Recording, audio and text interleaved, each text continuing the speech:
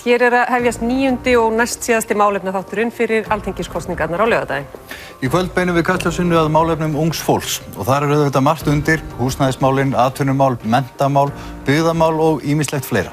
Hingað eru komnir fulltrúar 5 framboða til að ræða sínar áherslur, en við skulum byrja á að sjá hina fyrri af 2 fréttaskýringum þennan víðfeðma málaflokk. Hverjir eru ungt fólk? Hér verður þessi hópur skilgreindur sem þeir sem eru það bil á aldrinum 18 til 29 ára. 58.000 manns á þessum aldri búa á Íslandi. Hvað er það sem brennur á þeim fyrir þessar kosningar? Það eru málin sem viðkemur framtíð ungs fólks, eins og húsnæðismálin, línmálin og menntamál. Ég mikið búin að vera að fylgjast með fæðingarorlofunum og því. Bara það að maður komist af. Ég myndi segja að það væri húsnæðismálin, sjávarútvegsmálin og fæðingarorlof.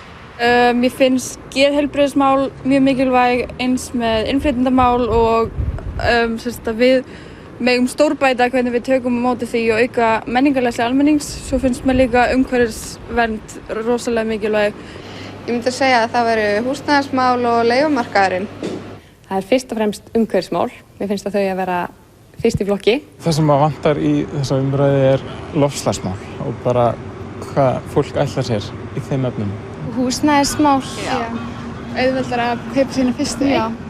Ungt fólk virðist hafa setið svolítið eftir í lífskjarabata síðustu 25 ára eða svo og sérstaklega fólk sem er milli 16 ára og upp undir 20 og svo í raun og veru hefur fólk setið meira eftir því sem yngra er. Samkvæmt niðurstöðum Arion banka jókst kaupmáttur fólks á aldrinum 30 til 64 ára 52% frá árinu 1990 til 2014. Þegar horft er til unga fólksins, þar að segja 16 til 29 ára, kemur hins vegar í ljós að kaupmáttur þess hefur aðeins aukist 9%. Húsnæðismál skipta þennan hóp miklu máli, en hratt hækkandi fasteigna- og leiguverð, einkum á höfuðborgarsvæðinu, hefur gert það að verkum að það er erfitt að tryggja sér þak yfir höfuðið, hvort sem er til leigu eða kaups. Við þekkjum eiginlega bara engans á okkar aldri sem að býr ekki heima hjá foreldrum sínum ennþá. Það er svo erfitt að dýrt að leigja og eiginlega ómögulegt að ætla að fjárfesta í íbúð.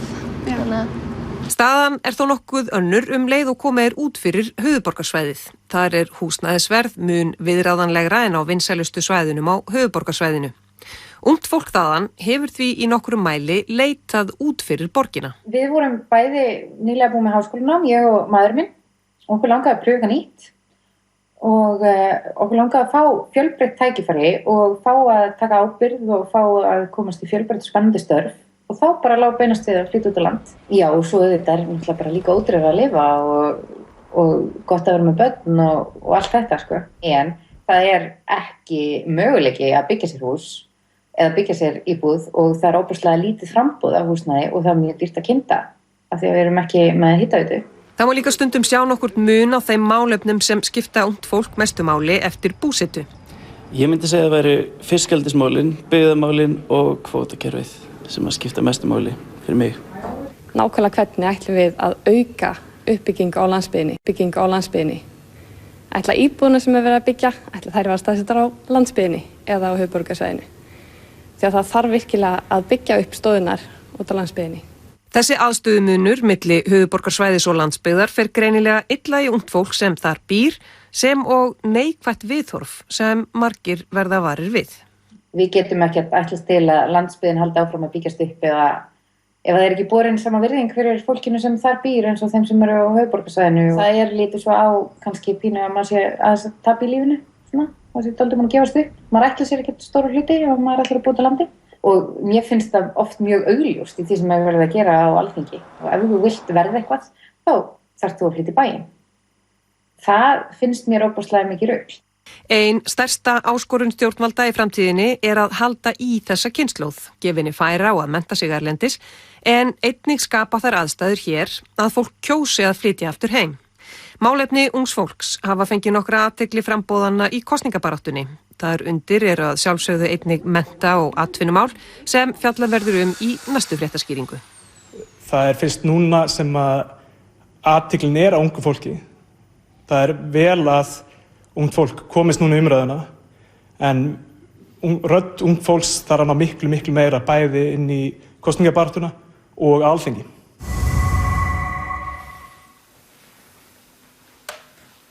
Já, þetta var fyrri fréttaskýringin af tveimur, hinn verður sýnd á fimmtudaginn kemur en þær eru báðar nú þegar aðgengilegar á vefnum okkar, ruf.is/x16. En hingað eru komnir fulltrúar 5 framboða í sjónvarpssal. Þetta eru þau Eygló Harðardóttir fyrir Framsóknarflokk, Áslaug Arna Sigurbjörnsdóttir fyrir Sjálfstæðisflokk, Ásta Guðrún Helgadóttir fyrir Pírata, Guðmundur Sighvatsson frá Alþýðufylkingunni og Katrín Jakobsdóttir fyrir Vinstri-hreyfinguna Grænt framboð. Verið velkomin öll hingað í sjónvarpssal. Verið velkomin. Það eru þetta svo margt sem að fellur undir þennan málaflokkur. Okkur langar til þess að biðja ykkur á 1 mínútu, 60 sekúndum, að taka saman í stuttu svari hver ykkar stefna í málefnum ungs fólks. Og þetta náttúrulega opin spurning og við byrjum á þér, Eygló. Takk fyrir það. Sýnin sem við framsóknarmenn höfðum þegar við fórum inn í þetta kjörtímabil var áherslan á heimilin.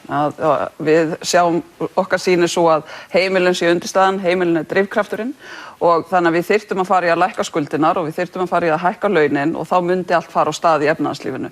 Þá þýddi það að við hefðum þá aukna fjármuni líka í ríkiskassanum og gætu það fari í þau miklu verk sem þyrfti að fara í uppbyggingu á velferðarsamfélaginu, uppbyggingu í húsnæðiskerfinu og eins og hefur nefnt hérna varðandi fæðingarorlofið.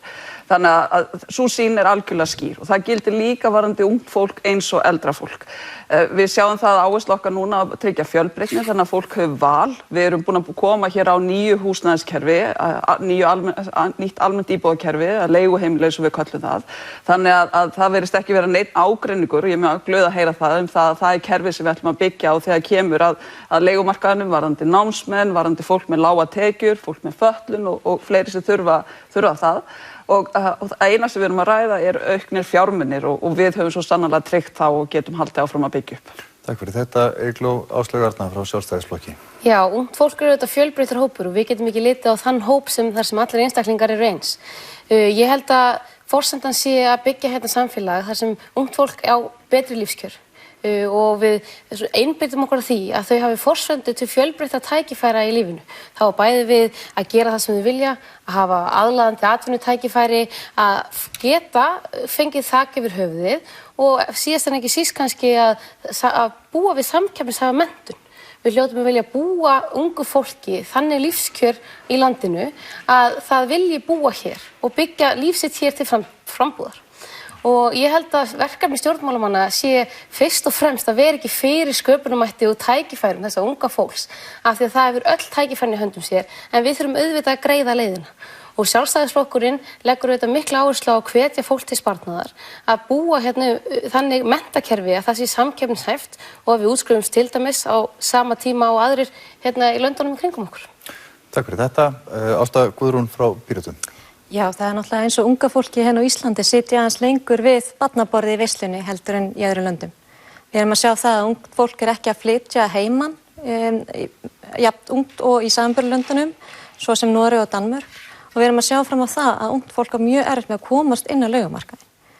Og við erum að tala það að, ég meina, hér var hrun, eins og frægt hefur orðið, og það er ákveðin vonleysi í held í ungu kynslóðinu sem samt að brjótast út í ákveðnum krafti. Við í Pírötum höfum mjög ákveðna og bara yfirgripsmikla leigustefnu sem ég held að sé algjörlega sem þarf að vera forgangsatriði á næstu árum. Við erum að sjá fram á það að ungt fólk ekki að fara að geta eigna sér sína fyrstu íbúð tvítugur þegar þú vilt flytja heiman, heldur þar maður ofta að vera í sínu fyrsta húsnæði á leigu. Og eins og staðan núna, það búið að vera 50% aukning á leiguverð undanfarin ár. Við erum að horfa fram á það að hver hefur efni á því að leigja. Þetta er ekkert auðvelt fyrir fólk, hvort sem er fyrir fullorðið fólk eða ungt fólk. Það skiptir ekki máli, þetta er ekki viðeigandi. Takk fyrir þetta. Guðmundur Sighvatsson frá Alþýðufylkingunni. Já, við hjá Alþýðufylkingunni teljum jöfnuð og jafnrétti eigi að vera meginregla í öllu samfélaginu. En með markaðsvæðingu síðasta áratuga hafa innviðirnir laskast svo mjög að ekki verður lengur við unnað. Fjármunir þjóðarinnar svo sem arður og auðlindum arður og auðlindum hefur verið færður yfir til auðstéttarinnar þeim einum til ávöxtunar og með einkavæðingu bankakerfisins hófst alveg nýr kafli í Íslandssögunni. Einkaaðilum og erlendum fjármagnsöflum var fært veiðileyfi á íslenska atvinnustarfsemi og almenningi í landinu með vaxtaokri og aukinni auðsöfnun og ávöxtunarkröfu. Og með vaxtaokri hefur tekist að halda almenningi í landinu á vaxtaklafa. Ungu fólki gert algjörlega ómögulegt að eignast húsnæði og nýjar fjölskyldur neyddar út á leigumarkaðinn sem að leiguverð ræðst auðvitað af vaxtastiginu í landinu. Takk fyrir þetta, við förum betur í þessi mál á eftir. Katrín, þú átt lokaorðið í þessari fyrstu spurningu. Já, það áhyggjuefni að kjör ungs fólks á Íslandi í dag, þau eru hlutfallslega verri en kjör ungu kynslóðar 90. Þetta kemur fram í kynslóðarreikningum sem hafa verið lagðir fyrir Alþingi og kom fram hér áðan í fréttaskýringunni. Mér finnst það að vera mjög brýnt verkefni fyrir stjórnmálin að við setjum okkur niður langtíma áætlun það hvernig við ætlum að búa að ungu fólki, því það auðvitað lykilatriði að ungt fólk í dag hreyfanlegt. Það getur í raun og veru flutt hvert sem Við þurfum að hafa fyrir því að ungt fólk vilji búa á Íslandi. Ég held að undirstöðuatriðin í því séu að það þarf stórsókn í menntamálum. Það undirstaðan fyrir því að fólk geti sjálft skapað sín eigin tækifæri og það líka undirstaðan fyrir því að fólk geti tekist á við áskoranirnar sem eru framundan. Og það til dæmis áskoranir á borð við mjög hraða tækniþróun. Það eru áskoranir á sviði umhverfismála sem mér þótti mjög vænt að heyra unga fólkið virkilega nefna sem forgangsmál. Þetta eru áskoranir sem við þurfum einhvern veginn að takast á við og gera langtímaplönum. Og þar held ég að skólarnir séu undirstaðan, en við þurfum líka að huga að öðru sem snýr bara lífskjörum almennt, því ég held að ungt fólk hafi kannski aðeins aðrar hugmyndir en eldri kynslóðum í hverju lífskjörum felast og ég nefni þá tvennt, það til dæmis að geta eytt meiri tíma með fjölskyldunni eða skemmri tíma í vinnunni og einmitt umhverfismáli. Takk fyrir það, Katrín. Nú þið nefnið öll húsnæðismálin sem eitt af stóru málunum. Við skulum bara byrja á þeim málaflokki. Eygló, þú hefur stýrt honum á þessu kjörtímabili og á því hefur í rauninni fasteignaverð bara hækkað og hækkað, ekki síst fyrir áhrif frá ferðaþjónustunni og ástandið orðið erfiðara og erfiðara. Hefur þér mistekist að koma til móts við þennan brýna vanda? Í upphafi kjörtímabilsins þá fórum við í skuldaleiðréttinguna og við tókum slaginn við skuldirnar. Vegna þess að við töldum að það væri forsendan fyrir allar aðra aðgerðir sem við færum síðan í. Síðan náðum við tímabótasamkomulagi við verkalýðshreyfinguna það að gera breytingar á húsnæðisstefnunni, uppbyggingu á leiguheimilum sem við erum búin að samþykkja á Alþingi og erum búin að taka við fyrstu umsóknum. Þar erum við að sjá að það er verið að sækja bara í fyrstu sinn 600 íbúðir sem fara inn í þetta nýja kerfi. Við erum búin að koma á nýju húsnæðisbótakerfi sem tekur gildi núna áramótin og þannig að við erum búin að gera grundvallar kerfisbreytingar. Nú þurfum við bara eins og við þurftum að gera að tryggja fjármagni til þess að við getum farið í þessa uppbyggingu og gjörbylt aðstæðum á húsnæðismarkaðnum. Þannig að ég mjög stolt og þakklátt fyrir að hafa tækifæri til þess að gera þessa breytingar því að þær munu ekki bara skipta málin á næsta kjörtímabil heldur við vorum að horfa áratugi fram í tíman verulega breyttar aðstæður mun sambærilegar því sem við þekkjum til þess á hinum Norðurlöndunum. Áslaug, það eins og flesti gerir ráð fyrir því að ungt fólk fari fyrst inn á leigumarkaðinn og kjósi það jafnvel frekar. Þú hefur frekar talað fyrir séreignarstefnunni. Hvernig sér þú þetta? Helsta vandamáli sem við búum við það er framboðsvandi. Og það frekar skrítið að búa í svona strjábýlu landi eins og Ísland og það bara mikið skortur á lóðum og það var ekki síst hjá Reykjavíkurborg og hjá sveitarfélögunum og við erum að sjá það að fólk að flytjast frekar einmitt út á land eins og við sáum áðan og í nágranna sveitarfélögum hérna í kringum Reykjavík. Og svo þetta einhvern veginn svoleiðis að það virðist vera lausn allra stjórnmálamanna í gegnum tíðina að það búið að eyða hátt í 250 milljörðum í húsnæðismála síðustu 15 árum. Það búið að setja fötu undir lekan í gríð og erg á þess að laga þakið. Þannig að við verðum að fara að einblína því að það vantar, aðalvandamálið framboð. Við erum auðvitað að sjá erfiða stöðu þar sem 3000 íbúðir í Reykjavík eru til dæmis núna á Airbnb og þetta auðvitað stórt vandamál. Við þurfum auðvitað að hvetja fólk til sparnaðar. Það hefur aldrei verið auðvelt að eignast húsnæði og það verður auðvitað aldrei auðvelt. En við þurfum bæði að búa til góðan leigumarkað sem gerist auðvitað fyrst og fremst með meira framboð á húsnæði og síðan að hvetja fólk til sparnaðar svo að geti keypt sína eigin íbúð. En hvernig ætlaðu að auka framboð? Það er á verkefni sveitarfélaganna og maður horfir þá hérna á flokkana sem sitja eins og í borgarstjórn Reykjavíkur. Það var lofað fjölda allra íbúðum. Hvar eru þær? Nú Sjálfstæðisflokkurinn verið í ríkisstjórn með Framsóknarflokknum allt þetta kjörtímabil. Ég meina, þessi bráðavandi hefur verið til staðar frá því kjörtímabilið byrjaði. Ég meina, það fólk sem getur ekki keypt sína eignir, hefðu ekki haft nógan tíma til þess að grípa til þessar aðgerða fyrr. Við þurftum náttúrulega að vinda ofan þau breytingu sem var farið í til þess í 2012 varðandi breytingu á skipulagslögum, mannvirkjalögum, gífurlega herta kröfur varðandi byggingareglugerðina sem í raun og veru dró úr hana á sama tíma og við þurftum að fara að auka framleiðslu á húsnæði eftir hrunárin. Það líka verið að tala hér mikilvæga hlutverk sveitarfélagana og auðvitað getum við gagnrýnt Reykjavíkurborg en ég til þess að bjóða mig fram í Kraganum.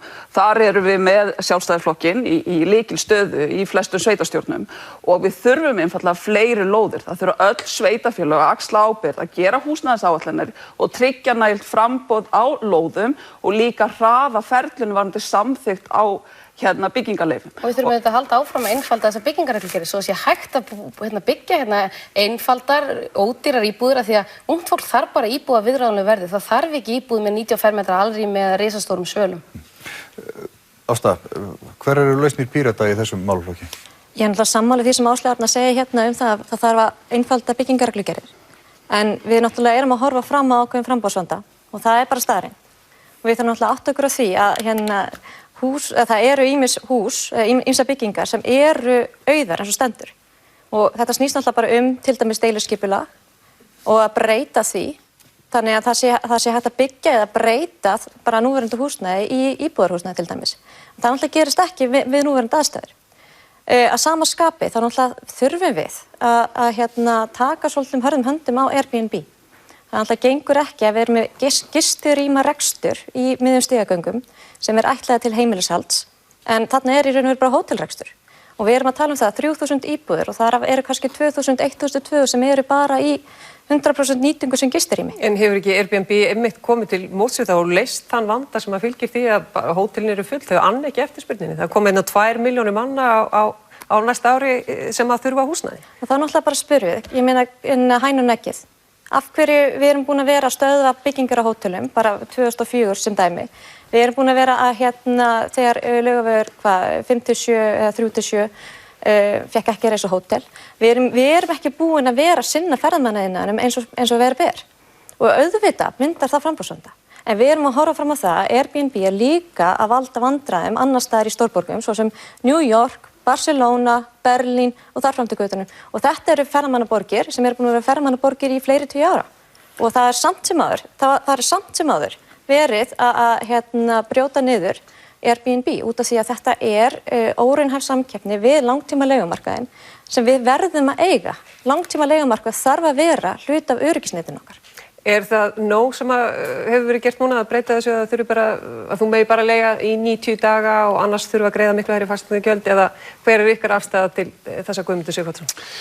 Sko afstaða okkar í þessum málum sú að byggingarkostnaður og íbúðaverð raunverulega ekki vandamálið. Við Íslendingar höfum staðið frammi fyrir því að íbúðaverð hefur sveiflast eftir framboð og eftirspurn en ástandið hefur aldrei verið eins og nú og það svo einfalda ástæða fyrir því svo að vextir eru allt of háir.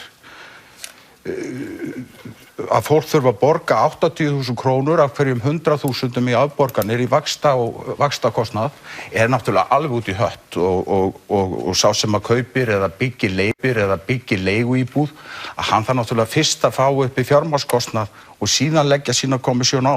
En þetta náttúrulega orðin stór business og þetta orðin vaxtarsproti hjá fjármálaöflunum. Það var núna í síðustu viku, það var frétt fyrir útgerðarmann sem var að fjárfesta í 1200 íbúðum til þess að geta gert okkur sínu leigulið.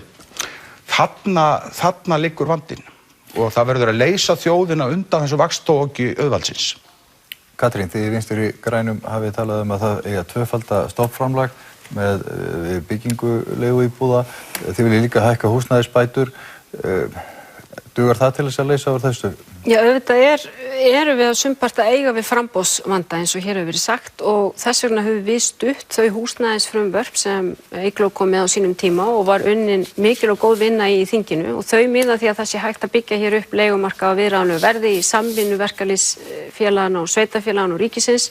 Við teljum hins vegar að það þurfa að gefa í. Við teljum ekki ríkisfjármálaáætlunina sem nýlega var samþykkt til 5 ára nándar næri nógu metnaðarfulla því við þurfum auðvitað að koma til móts við það að byggingariðnaður hrundi. Síðan erum við að fást við það sem hér hefur verið bent á að ferðaþjónustan í raun og veru að skekkja leigumarkaðinn. Þannig að ég held að það þurfa að gefa í þarna til þess að tryggja framboð á leiguhúsnæði. Það mun auðvitað létta þrýstingi af séreignarhúsnæði líka og hugsanlega ef er að ræða eðlilegt verð, þá getur ungt fólk safnað sér fyrir útborgun á meðan að leigir, sem ekki raunin í dag. Og það sem auðvitað að leigumarkanum núna bæði að leigan há, hann óöruggur og leigan mjög ófyrirsjáanleg. Af því við höfum til dæmis ekki innleitt hugmyndir sem önnur ríki hafa gert og stórborgir á borð við Berlín, við höfum séð í Svíþjóð, þar sem sveitarfélögin hafa ákveðnar heimildir til að setja þak á hækkun leiguvers sem væri kannski eitthvað sem við ættum að hugleiða hér á Íslandi að gefa sveitarfélögunum slíkar heimildir til þess að geta haft ákveðna stjórn á leiguverði. Þannig að við höfum lagt áherslu á það að það þurfa að byggja upp leigumarkaðinn. Við vorum mjög gagnrýnin á skuldaleiðréttinguna á sínum tíma sem auðvitað 80 milljarðar af öllum þeim milljörðum sem hún Áslaug Arna nefnir hér af aðgerðum í þágu húsnæðismála. Sú aðgerð hefur auðvitað komið fram eftir því sem við höfum fengið fleiri gögn hana, nýttist auðvitað fyrst og fremst. Það fóru flesta krónur til tekjuhæsta fólksins og eignamesta fólksins. Og það auðvitað borðleggjandi að okkar mati að það þarf þá að leggja áherslu á leigumarkaðinn og leggja áherslu á ungu kynslóðin en líka eldra fólk. Því það auðvitað mörg dæmi það að eldra fólk hreinlega hefur ekki efni á leigu, sérstaklega hér á höfuðborgarsvæðinu eins og staðan í dag. Að þú segir sérstaklega hér á höfuðborgarsvæðinu, þá langum við kannski aðeins að víkka myndina því að við sáum nú þarna til dæmis SRS sem sagði, jú, húsnæðisverð lægra, framboðið lítið, það ekki möguleiki að fá lán til þess að byggja og sko mismunurinn á viðhorfinu þarf að segja tækifærin ekki jöfn. Þau eru að tala hluti bara eins og almennilega nettengingu, eins og samgöngur, greiðar á milli staða og svo framvegis. Hvað sjáu þið fyrir ykkur í því að jafna þennan mun á milli þeirra sem hér eru á höfuðborgarsvæðinu og svo þeirra sem búa út landið? Það náttúrulega var mjög gott að sjá það að það var töluvert umsóknir sem voru að koma stofnframlögin utan á landi líka. Það gildir líka þar varðandi breytingar á byggingarreglugerð, varðandi það að gera áætlanir, varðandi að tryggja framboð á lóðum þannig að sveitarfélögin hringinn í kringum landið að huga að sömu þáttum við erum að nefna hér varðandi höfuðborgarsvæðið. Þú síðan að nefna mjög mikilvæga þætti sem svona bara grunninnviðir eins og varðandi ljósleiðaravæðinguna. Þegar ég tók ákvörðun að flytja út á land á sínum tíma með mína fjölskyldu þá var fyrsta spurningi sem ég fékk frá manninu mínu var það hvort það væri ljósleiðari í bæjarfélaginu sem við fluttum til. Þannig að þetta skiptir verulega miklu máli og við höfum kynnt og unnið áætlun á þessu kjörtímabili það hvernig við getum ljósleiðarvætt all landið. Að segja það líka, ef þú komið góða nettengingu þá getur þú stofnað fyrirtæki, þú getur stundað nám hvar sem þú býrð. Þannig að þetta svona grundvallar bara búseturéttindi að tryggja þetta sé í lagi.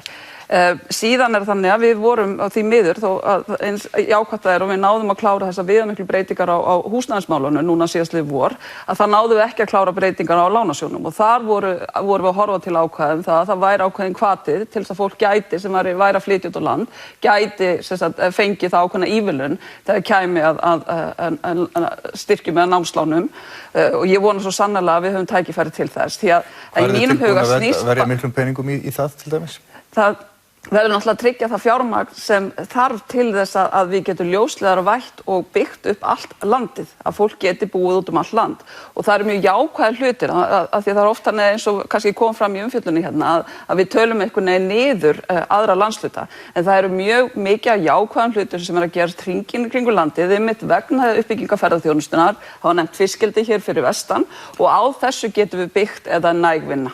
Brjótum aðeins við bröðuna kannski þar sem þú segir að það væri ákvæði í línfrumvarpinu sem hefði verið lagt fram það að væri ákveðin ívilnanir fyrir fólk sem kemur utan á landi. Það ekki rétt. Það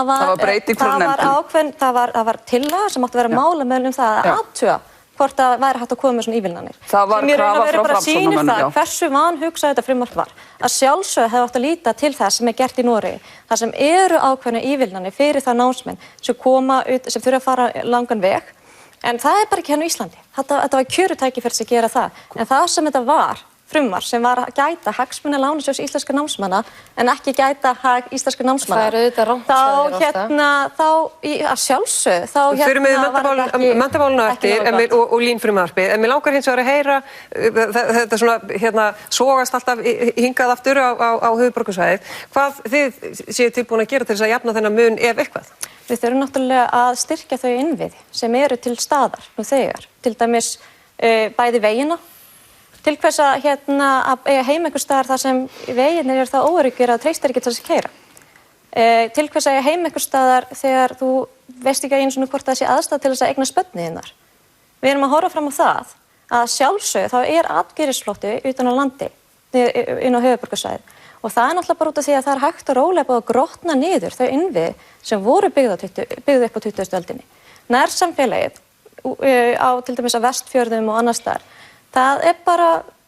það hólan ein. Það er ekkert annað lengur. Við erum að tala um það að það ekki almennileg heilbrigðisþjónusta, það ekki, og grunnheilbrigðisþjónusta varla til staðar. Hvað þá tannlæknaþjónusta og þar fram til götunum. Við getum ekki talað landsbyggðina niður með þeim hætti að Vestfjörðirnir séu einhver hola. Nei, við erum alltaf ekki að því, en það náttúrulega bara þannig.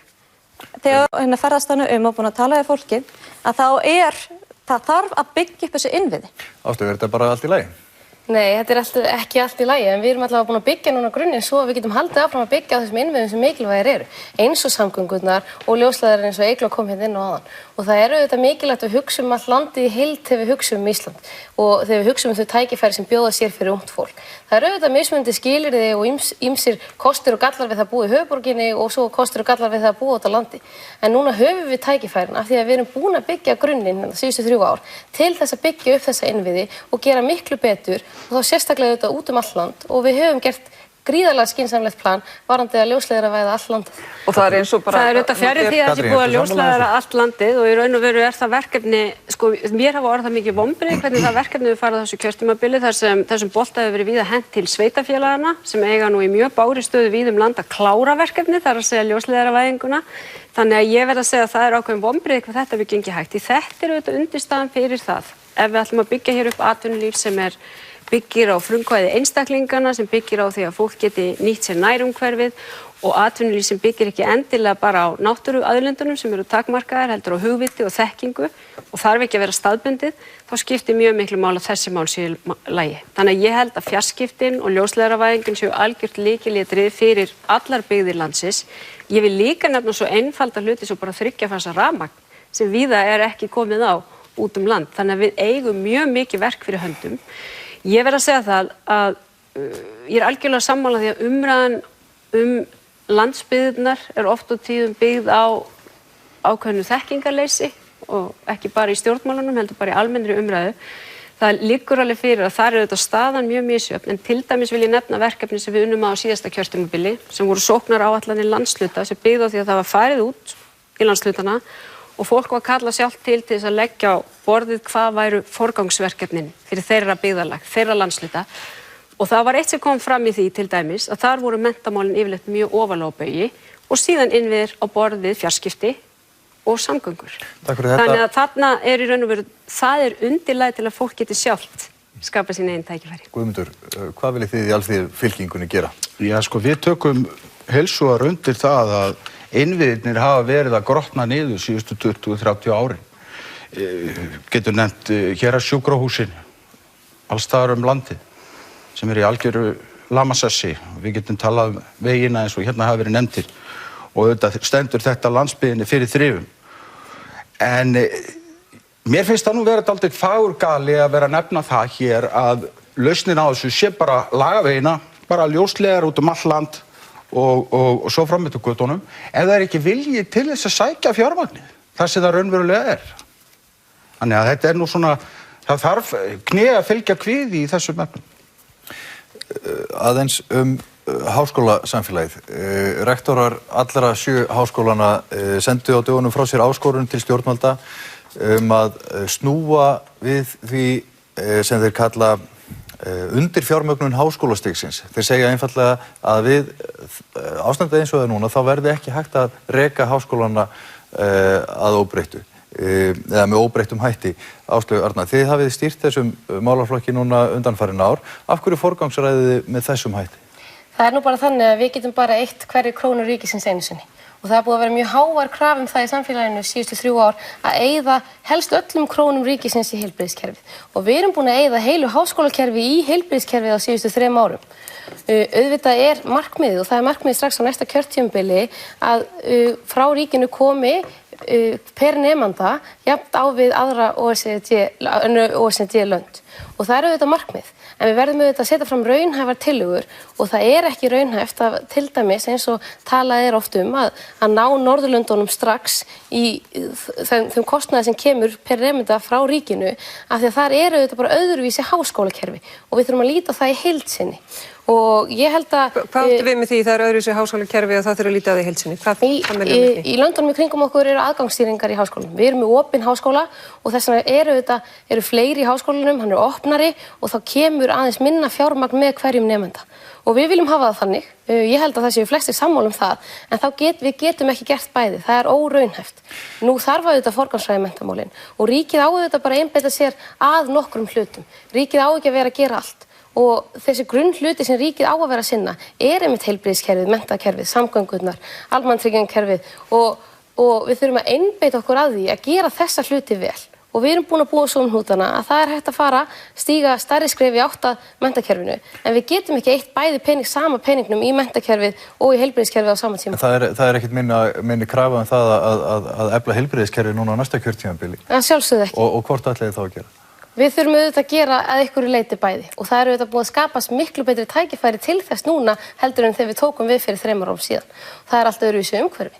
Þannig að við auðvitað þarf að gera bæði en það auðvitað ekki hægt að tala þannig að það verði gert allt hérna á næsta ári og það bara óraunhæft og við getum ekki farið í eitthvað svoleiðis loforðaflaum.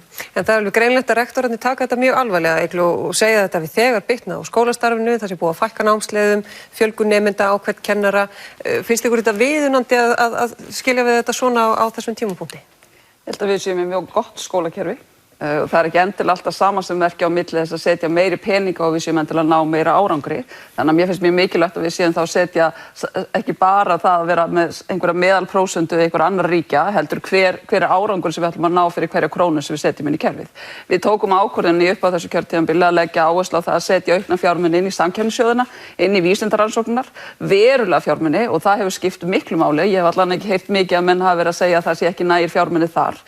Við höfum líka verið að fara í ákveðna breytingar á skólakerfinu til þess með því að stytta framhaldsskólana til þess að auka skilvirknina í skólakerfinu hjá okkur þannig að fólk geti þá fyrrfarið í framtíðarnám hvort sem við erum að tala háskóla eða verk eða iðnnám þannig að það geti þá líka síðan skila sér fyrr inn á vinnumarkaðinn.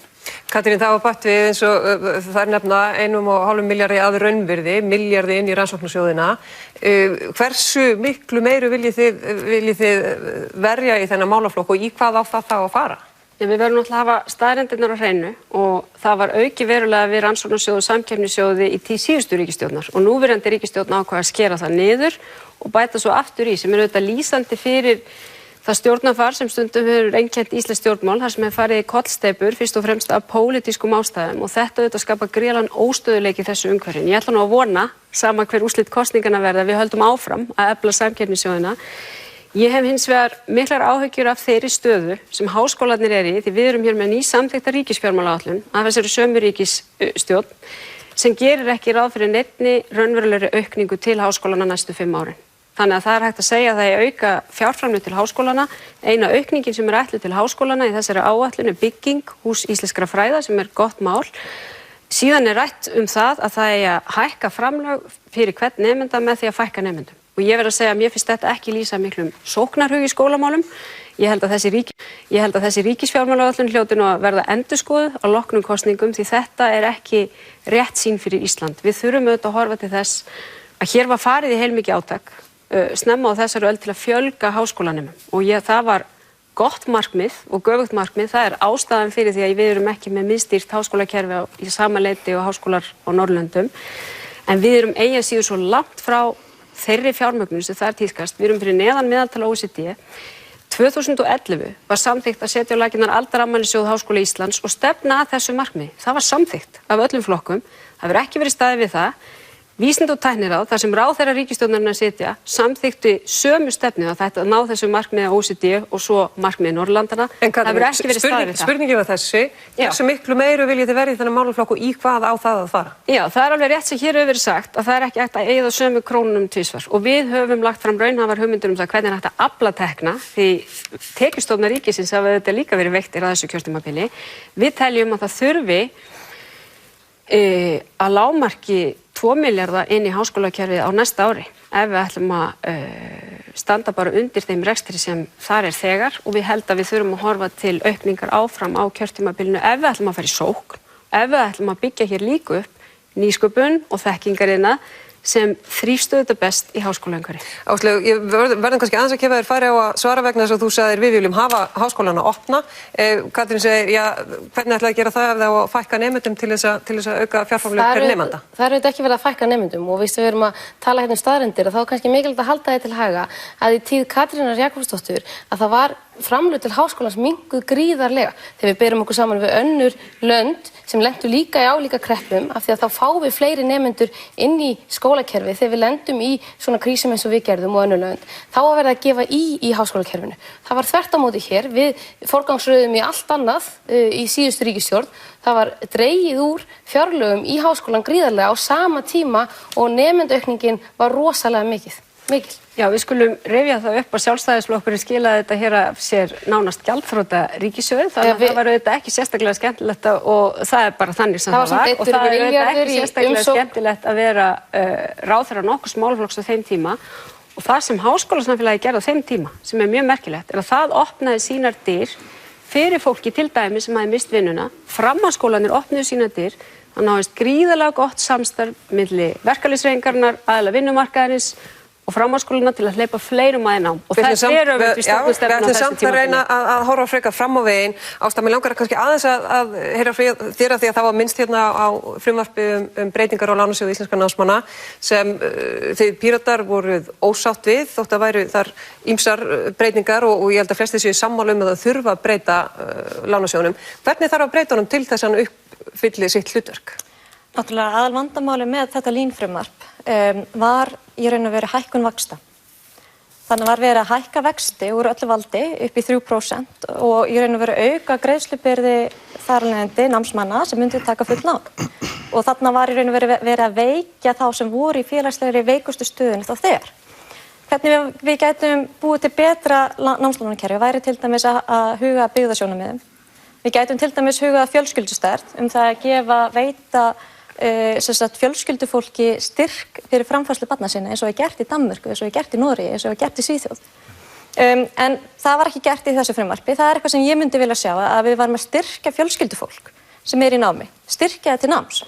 Við erum að tala um það að ef fólk þarf að taka lán að þá sé það á mjög hagstæðum kjörum en það eru námslán, þetta menntun mjög sérstök fjárfesting.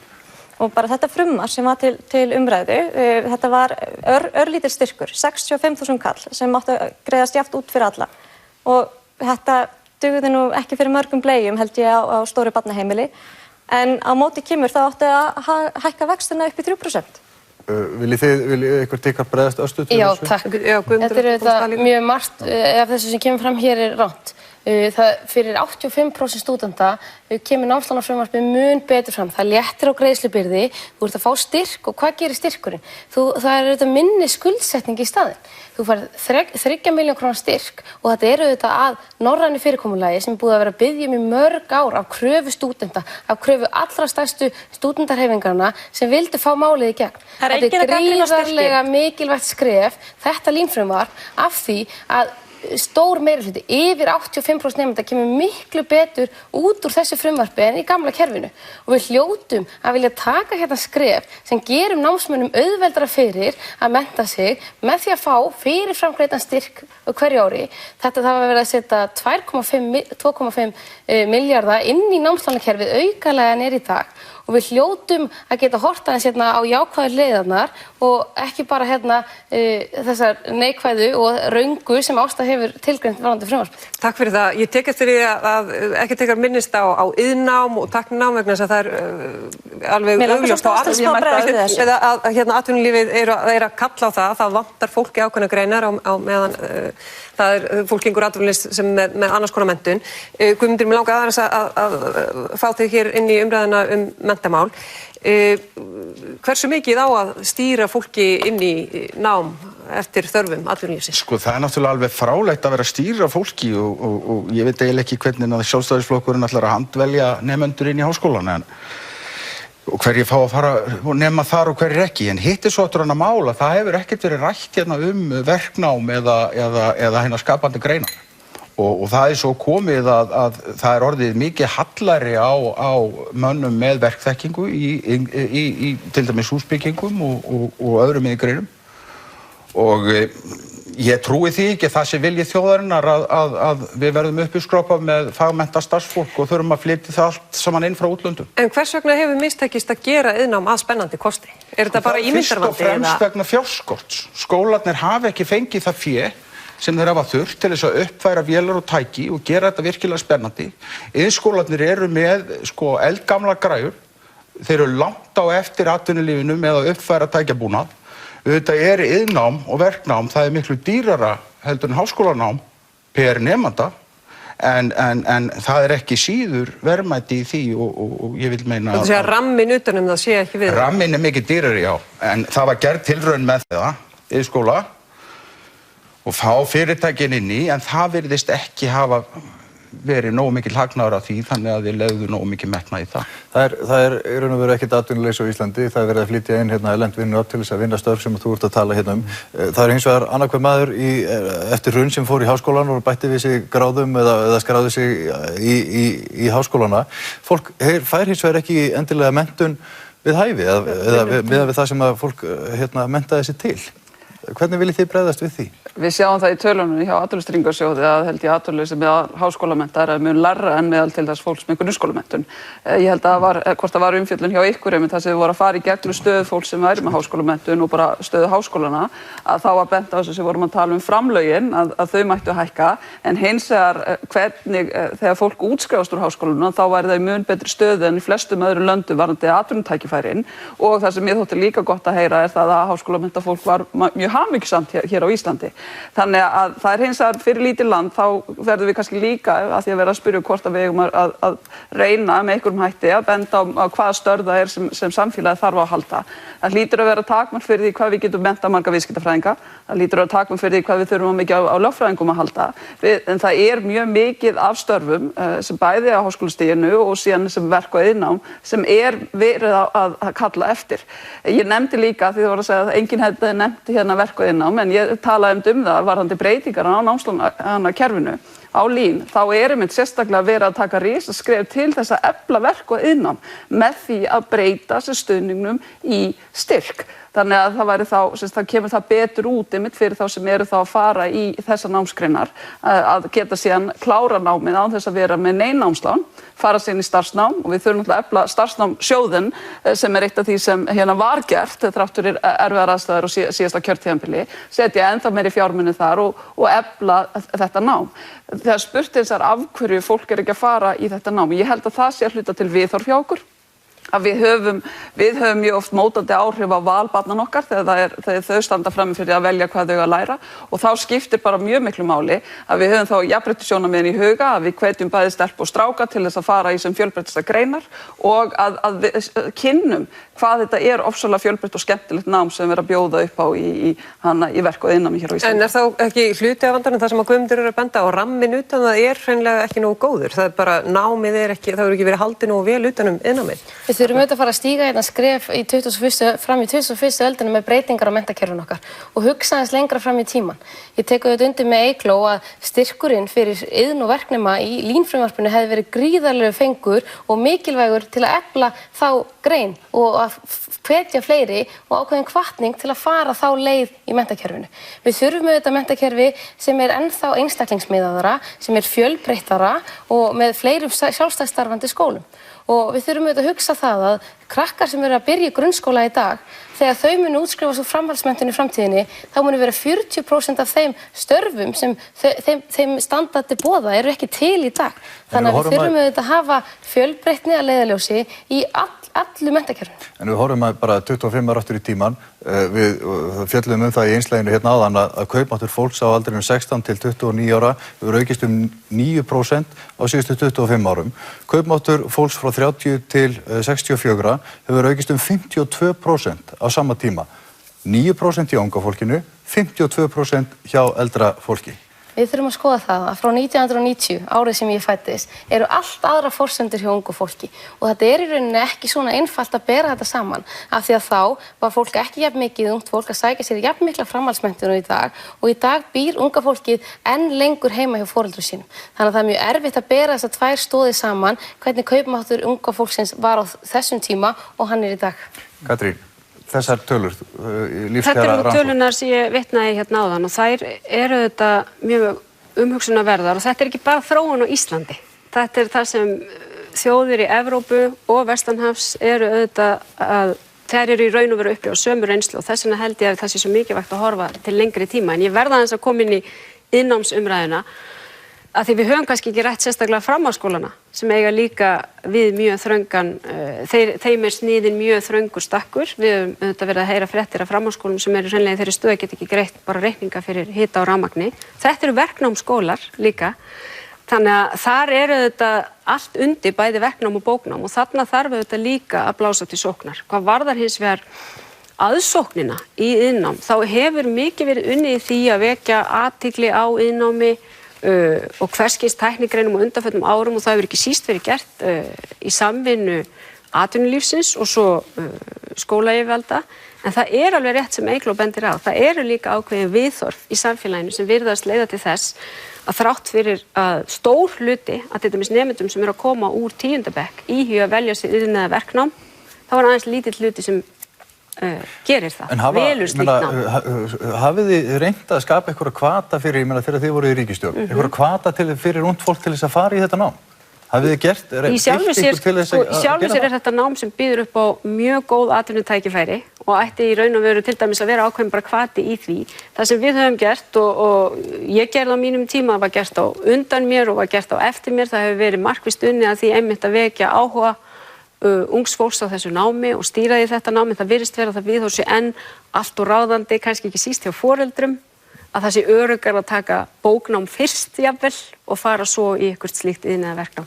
Ég held hins vegar að þegar kemur að því að meta það hvaða störf, til hvaða starfa ég að mennta fólk, þá held ég ekki að stjórnmálamenn séu rétta fólki til þess. Og ég held að við verðum átt okkur á því einmitt að það verða mikla breytingar á vinnumarkaði og það er kannski fólk sjálft besti dómarinn að meta hvaða menntun hendar.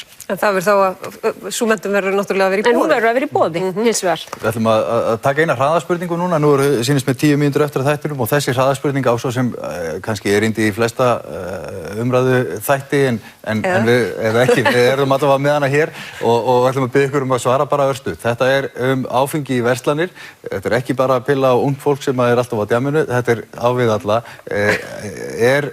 Viljið þið heimila sölu áfengis í matvöruverslun? Nei. Já, að sjálfsögðu. Mér finnst ekki vera neitt forgangsatriði, en ég skil tilganginn og punktinn. En stefna Pírata, já eða nei? Það er bara ekki forgangsmál. Ég veit að það er ekki forgangsmál, en hvort viljið þið það eða ekki? Hlutlaus. Okkur finnst það alveg frálegt í Alþýðufylkingunni. Ekkert áfengi í búðir, enda sína rannsóknir að aukið aðgengi eykur áfengisneyslu. Vel gert, vel svarað. Ég held að hraðaspurningu hafi aldrei svarað svona hratt. Þá við aðra spurningu. Sem að gefur okkur þá kannski aðeins meiri tíma til þess að ræða annað sem að unga kynslóðin náttúrulega er mikið að velta fyrir sér og við sjáum það líka hérna í einslæginu og það er fæðingarorlof. Hámarksgreiðslur voru hækkaðar 500.000 núna fyrir 10 dögum einmitt. Það var ekki lengt hins vegar og mér langar eiginlega bara að fá að heyra frá ykkur hvaða stefnu ykkar framboð hefur varðandi fæðingarorlofið. Það er ennþá þetta bil á milli fæðingarorlofs og leikskóla og hvaða muni kosta. Því að það skiptir líka máli. Það er ekki nóg að segja að við myndum vilja hafa þetta svona, heldur þetta mun kosta þetta og þannig verður að fjármagna. Ásta Guðrún, ef þú byrjar. Nú er ekki með töluna alveg á hreinu, en að sjálfsögðu þá höfum við náttúrulega séð fram á það að fæðingarorlof er rosalega mikilvægt og ekki síst það að ýta undir það að karlmenn taki einnig fæðingarorlof. Og þetta náttúrulega jafnréttismál, að karlar og konur taki í raun jafn mikið fæðingarorlof. Og sjálfsögðu myndum við lengja það. Hversu langt, mér finnst að fólk eigi svolítið að fá að ráða því og það sem ég kom líka inn á áðan eins og til dæmis námsmenn, að það þarf náttúrulega að styðja við baki á þeim og í Noregi þá til dæmis mjög gott námsorlofskerfi fyrir fólk sem fer í fæðingarorlof að meðan námi stendur og það eitthvað sem ég væri mjög til í að skoða betur. Því ég held að, við erum að horfa fram á það að hér gæti orðið fólksfækkun ef það var ekki fyrir þær sakir að hér að flytja inn fólk og þetta náttúrulega svo þróun sem við sjá alls staðar að í Evrópu. En hins vegar þá held ég að þetta sé eitthvað sem við þurfum að skoða betur og náttúrulega bara í ákveðnu samtali. En fæðingarorlof er algjörlega gjörsamlega mikilvægasta kjarabót bæði fyrir konur og kalla sem hefur verið fundið upp. Guðmundur. Já, í stefnuskrá Alþýðufylkingarinnar er klausa að við stefnum hiklaust á 2 ára fæðingarorlof. 2 ára fæðingarorlof? Já. Og við töljum vera nóg fjármagn til þess að fjármagna það. Og á að vera hámarksgreiðsla eða föst upphæð eða hvað sjáðu þið fyrir ykkur í því? Það er í stefnuskrá Alþýðufylkingarinnar allur lífeyrir er miðað við að hann skuli vera hærri heldur en lágmarksframfærsla. Og það á við alla. Og við höfum kannski ekki komið inn á það hér en við leggjum til að ríkissjóður taki á sig skuldbindingar lífeyrissjóðanna og leysi til sín þessa 3.600 milljarða sem að damla hér í kerfinu og halda upp í neðri vaxtaþrepinu. Hafið þið reiknað út hvað þetta 2 ára fæðingarorlof myndi kosta? Nei, ekki nákvæmlega, en sko... Er ekki nauðsynlegt að vita hvað hlutirnir kosta? Jú, en þetta er líka bara það sem við stefnum að. Ef við komumst í aðstöðu til þess að gera það, þá verður náttúrulega nákvæmir útreikningar. En grundvallaratriðið er það að allur lífeyrir, allar bætur, það sé sama krónutala sem nægir til framfærslu. Takk fyrir þetta. Við teljum ekki vera ástæðu til þess að halda launamun í fæðingarorlofi frekar heldur en á ellilífeyrisaldri. Takk fyrir það, Guðmundur. Eygló. Já, við viljum lengja fæðingarorlof upp í 12 mánuði eins og tillögur nefndar sem nefnd lagði til á mínum vegum. Það var því miður ekki samstaða lenginguna og það hefur ekki verið samstaða með stjórnarflokkana það að fara í lenginguna. En ég held að það sé eitthvað sem við verðum einfaldlega að gera á næsta kjörtímabili. Síðan þarf líka að gera frekari breytingar á greiðsluþátttökunni eða greiðslunni til foreldra. Ég hefði gjarnan vilja gera meira en að hækka 500.000 kallinn núna frá og með upp í 500.000 kallinn 15. október. En við erum að leggja til á næsta kjörtímabili að við gerum einmitt meira, að það verði þannig að þú getur fengið 100% aðlaunanum upp á 300.000 krónum og svo 80% upp á 600.000. Og síðan kannski stóra verkefni líka að tryggja það að það sé hægt að fá leikskólapláss frá 12 mánaða aldri sem ekki til staðar núna og það gífurlega mikil kostnaður sem felst í því. Spurður töluna við þessa tillögur að þetta áætlað að kosta milli 10 til 12 milljarðar að fara í þessa breytingar og tryggja þessa miklu réttabót. Takk fyrir þetta. Katrín. Já, við höfum í raun þessa sömu stefnu þar að segja við teljum að fæðingarorlofið eigi að vera 12 mánuðir sem skiptist jafnt milli foreldra svipað og nú og þakið eigi að fara upp í 600.000 krónur og síðan þetta stóra mál að brúa bilið milli leikskóla og fæðingarorlofs og það sem maður sæi fyrir sér til framtíða væru þetta kannski aukin sveigjanleiki á bilinu 12 til 18 mánaða þannig að annarkvort gæti þó börn farið í leikskóla eða hugsanlega væri hægt að taka einhverja framlenging á fæðingarorlofi eins og í Svíþjóð, það svona framtíðarhugsun þannig að foreldrar hafa einhvern sveigjanleika en ég held að það að brúa þetta bil sem ég held að sé svona eitt streitumesta tímabil hjá mörgum ungum foreldrum, það bilið á milli fæðingarorlofs og leikskóla. En eins og Eygló bendir á að þá felst náttúrulega í því gríðarlega kostnaður fyrir sveitarfélögin sem að þurfa þá að stækka leikskóla og fjölga þeim og starfsfólki og allan rekstur. Það gríðarlega kostnaður sem að fylgir sér satt fyrir sveitarfélögin. Já, við áttum okkur algjörlega á því og þess vegna höfum við meðal annars verið með tillögur sem hafa verið samþykktar á þingi að ríki og sveitarfélög setjast saman við borðið og ræði það hvernig sé hægt að ná saman það að brúa þetta bil. Því þetta alveg gríðarlegt hagsmunamál fyrir ungt fólk, fyrir barnafjölskyldur og fyrir börnin í landinu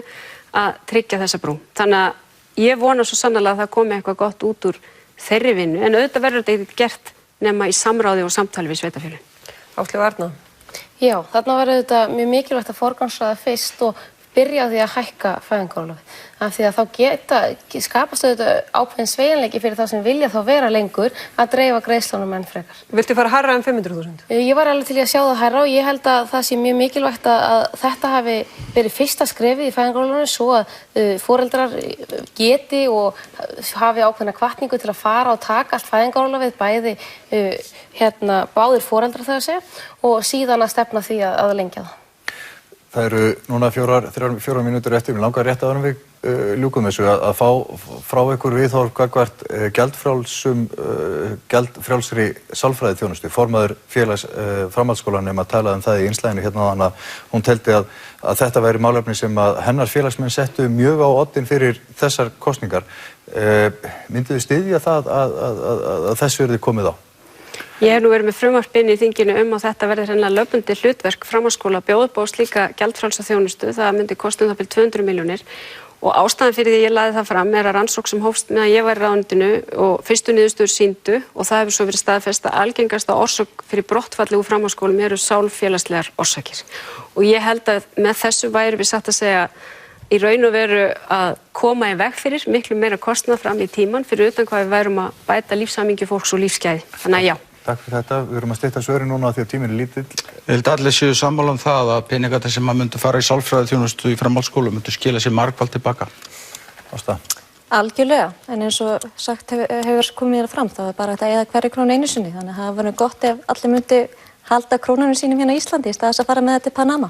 Má ég bæta við spurningunum þar sem vegna þess að segið sálfræðiþjónustu fyrir framhaldsskólanema en það náttúrulega margt ungt fólk sem er kannski ekki í skóla á þetta miðast við aldur eða það að vera námsmaður? Þess vegna þarf líka að vera gjaldfrjáls sálfræðiþjónustu á heilsugæslustöðvum. Í geðheilbrigðisstefnu þá er verið að leggja áherslu á aukna sálfræðiþjónustu á heilsugæslum sem eru auðvitað þá fyrir alla og svo líka er að skapast með því sem Illu hefur gert í menntamálaráðuneytinu að auka rosalega við hvern nemanda í framhaldsskólanum frá 900.000 upp í 1,6 á hvern nemanda þá eru auðvitað að skapast rosalegt rými fyrir framhaldsskólana að styðja nemendur með sálfræðiþjónustu. Þetta er rosalega mikilvægt mál. Við erum að fjölga sálfræðingum í heilsugæslustöðvunum, við eigum líka að gera það í framhaldsskólanum eins og hér verið að tala og horfa til þess Danmörku sem ákveðna fyrirmynd það varðandi hvernig við vísum fólki áfram sem þarf á aðstoð að halda og svo sannarlega eigum að forgangsraða þá barnan okkar því það er áhugjefni að sjá hvað kvíði hefur aukast, ekki til þess hvað verður að tengja eitthvað lítið félagsmiðlunum og þannig að þetta er held ég algjörlega eitthvað sem við verðum einfaldlega að gera á næsta kjörtímabili. Er eitthvað sem veit hvað þetta myndi kosta? Ég sagði það að kostnaðarmatið á mínu frumvarpi var það 200 milljónir sem myndi þá þýða gjaldfrjáls sálfræðiþjónustu í öllum framhaldsskólum og þá er einmitt hægt að vísa því áfram og ég held að það sé mjög mikilvægt að hafa þessa þjónustu líka í boði á heilsugæslustöðum að því við þurfum að fara í ákveðið átak í geðheilbrigðismálum ekki bara fyrir ungt fólk. Fyrir alla aldurshópa. Takk fyrir þetta. Þakka ykkur fyrir komuna. Við verðum að setja punktinn hérna og ljúkum þættinum með þessum orðum og þökkum viðmælendum okkar kærlega fyrir komuna hingað í efsta leyti.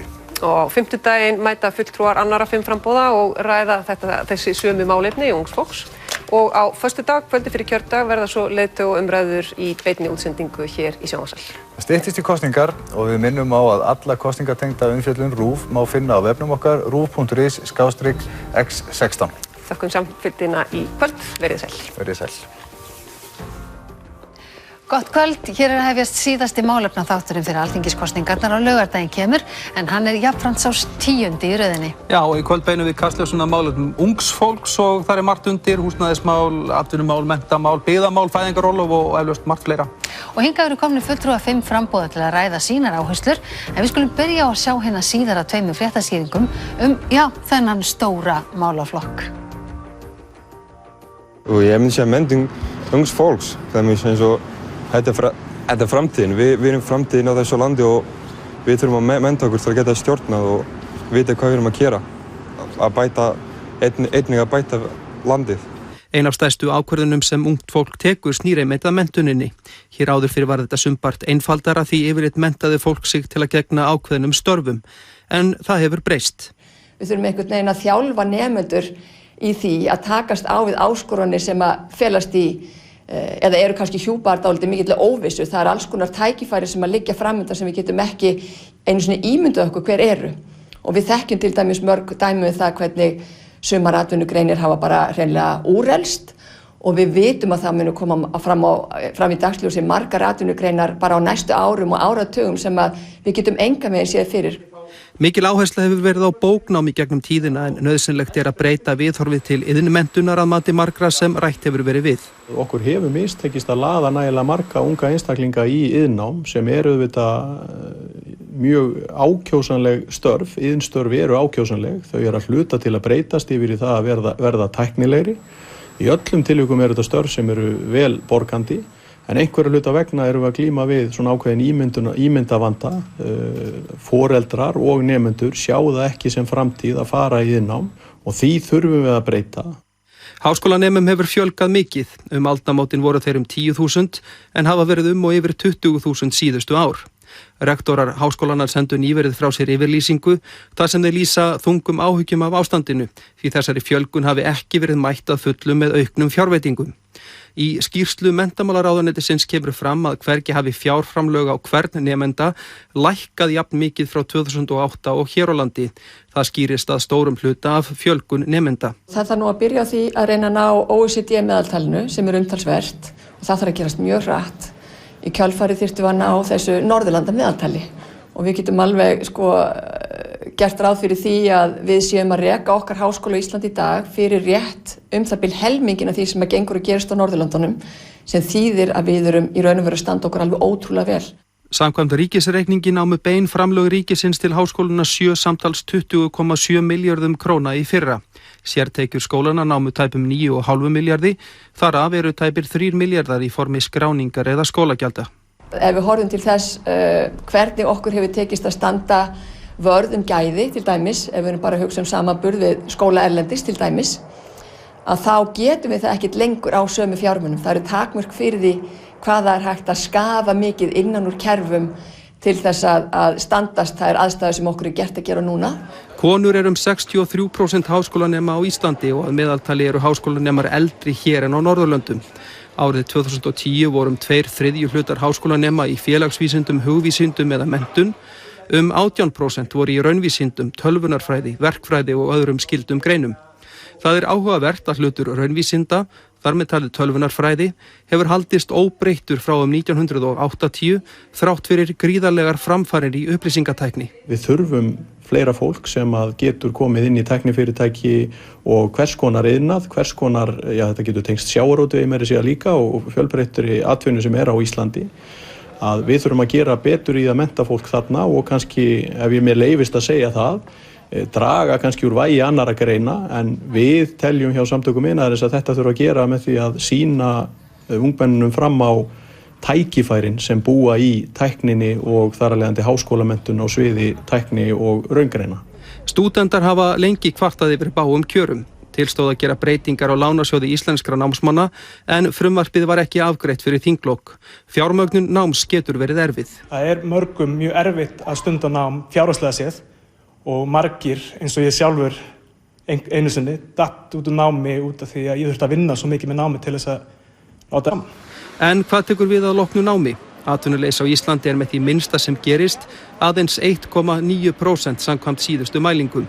Lítið atvinnuleysi er hjá háskólamenntuðum en erfitt er að fá upplýsingar hvort allir sinni störfum sem tengjast menntun þeirra beint.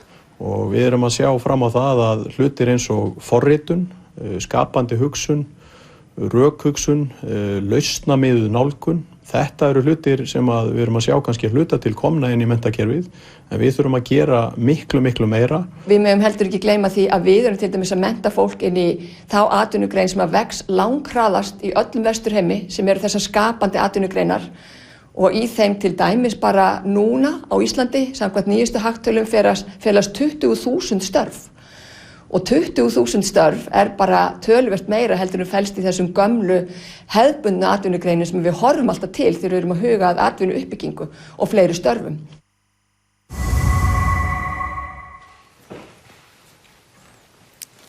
Verið velkomin hingað í síðasta málefnaþátt okkar fyrir alþingiskosningarnar á laugardaginn og seinni þáttinu málefni ungs fólks.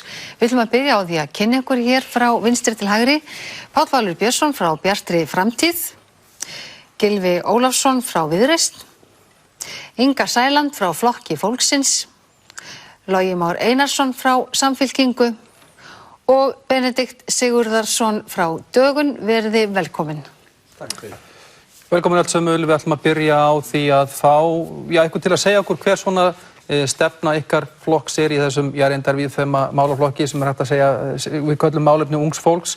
Hver eiga forgangsmálin að vera? Þið hafum það byrjað 60 sekúndur til þess að segja okkur hver þau að vera og við byrjum hér, Páll Valur. Já, góða kvöldi. Að mínu mati hlutverk stjórnmálamanna og hafa eiginlega þá einu skyldu að gera það sem í þeirra valdi stendur til þess að hjálpa fólki og í nútíð og í framtíð að fá svo jöfnust tækifæri.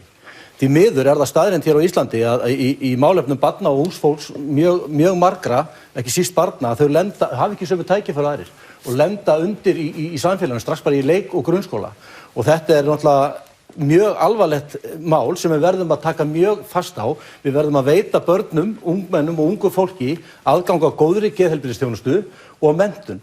Og því miður þá mikill misbrestur á þessu og ég held að þetta sé eitt af forgangsmálum fyrir þjóðina að það að taka á þessu. Það ótrúleg staða til dæmis í geðheilbrigðismálum og það til dæmis miklir biðlistar hjá börnum eftir greiningum og þetta eru börn sem verða ungt fólk og við verðum að taka á þeim strax svona á þessu snemtæka íhlutun sem oft talað og ég held að það sé forgangsmál að það að taka á þessu og tryggja þessu börnum góða þjónustu og menntun þegar það besta fjárfesting. Takk fyrir það, Gylfi Ólafsson frá Viðreisn. Já, takk. Það sem mjög mikilvægt að efla háskólamenntun, það mikilvægt að efla iðnmenntun, það mikilvægt að efla geðheilbrigðisþjónustu eins og Páll Valur benti á en það sem við höfum talað fyrir í Viðreisn að það þurfa að skoða að við myndum hér samkeppnishæf lífskjör fyrir okkur unga fólkið. Og hvað meina ég með því? Já, þá verðum við að taka á þeim djúpstæða vanda sem seytlar inn í mjög marga geira af þjóðlífinu og þá ég að tala gengið og vaxta og grið og gengis óstöðuleikan. Háir vextir valda því að ríkið þarf að borga mjög mikla peninga í vexti sem að veldur því að ýmis konar velferð sem við gjarnan myndum vilja greiða niður, það ekki til peninga fyrir henni. Háir vextir valda því að unga fólki getur ekki keypt sér íbúð eða leiguverð of hátt og svo framvegis. Þannig að við verðum að taka á þessu og lágir vextir og betri gengistöðuleiki veldur því líka að við getum eflt hér nýsköpun og komið atvinnulífinu betur í gang. Inga Sæland, þú ert næst. Já, takk fyrir það og komið í sæl. Flokkur fólksins efast ekki það að framtíðin eru börnin okkar og unga fólki. Það ekkert sem við eigum verðmætara og dýrmætara en nákvæmlega unga fólki okkar.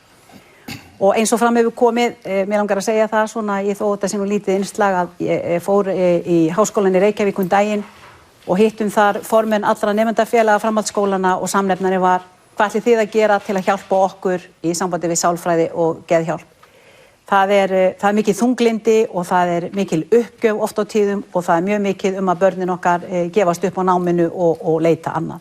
Þess vegna ég sammála því sem kom hér fram að það skiptir okkur meginmáli að hlúa að þeim börnunum okkar strax í byrjun þegar þau eru að fara inn í leikskólana og þegar þau eru að koma inn í grunnskólana, að við styrkjum við þau í sjálfstyrkingu þannig að þeim líði vel með það sem þau gera.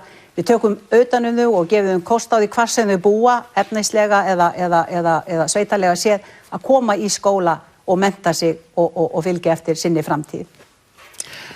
Logi Már Einarsson, Samfylkingunni. Já, það algjört forgangsatriði að ungt fólk fái að þroska ólíka hæfileika sína. Og það gerum við þetta best með að styðja við almenn markmið eins og til dæmis að skólar séu full fjármagnaðir og fyrir alla og forsendum allra. Við þurfum líka að byggja upp lánakerfi sem jöfnunartæki og gefur öllum kleift að stunda nám. Heilbrigðiskerfi og velferðarkerfi þarf auðvitað að styðja við ungt fólk eins og hér kom fram áðan. Og við þurfum auðvitað líka að hugsa búsetuna og tryggja þeim öflugan leigumarkað en líka jafnframt að hjálpa þeim yfir þröskuldin þeim sem vilja kaupa. Og ég held að það sé í rauninni ágætt að hafa orð Vigdísar Grímsdóttur skáldkonu til hugar. Ef við erum öll góðu börn, þá verður heimurinn sjálfkrafa betri. Takk fyrir það. Benedikt Sigurðarsson frá Dögun. Já, ég vil nú taka undir það að það mjög mikilvægt að allir fái tækifæri til að þroska hæfileika sína, fjölbreytta hæfileika. Og ég tek undir það líka að það mikilvægt að taka utan börnin og veita þeim þjónustu og taka inn í geðheilbrigðismálin þar sem að mikill pottur brotinn. En mér langar til að beina sjónum pínlítið að því að það hefur verið að birtast á síðustu mánuðum ítarlega greiningar á því hvernig unga fólkið okkar á Íslandi á aldrinum undir 30 ára eða jafnvel undir 40 ára hefur dregist aftur úr í kjaraþróun.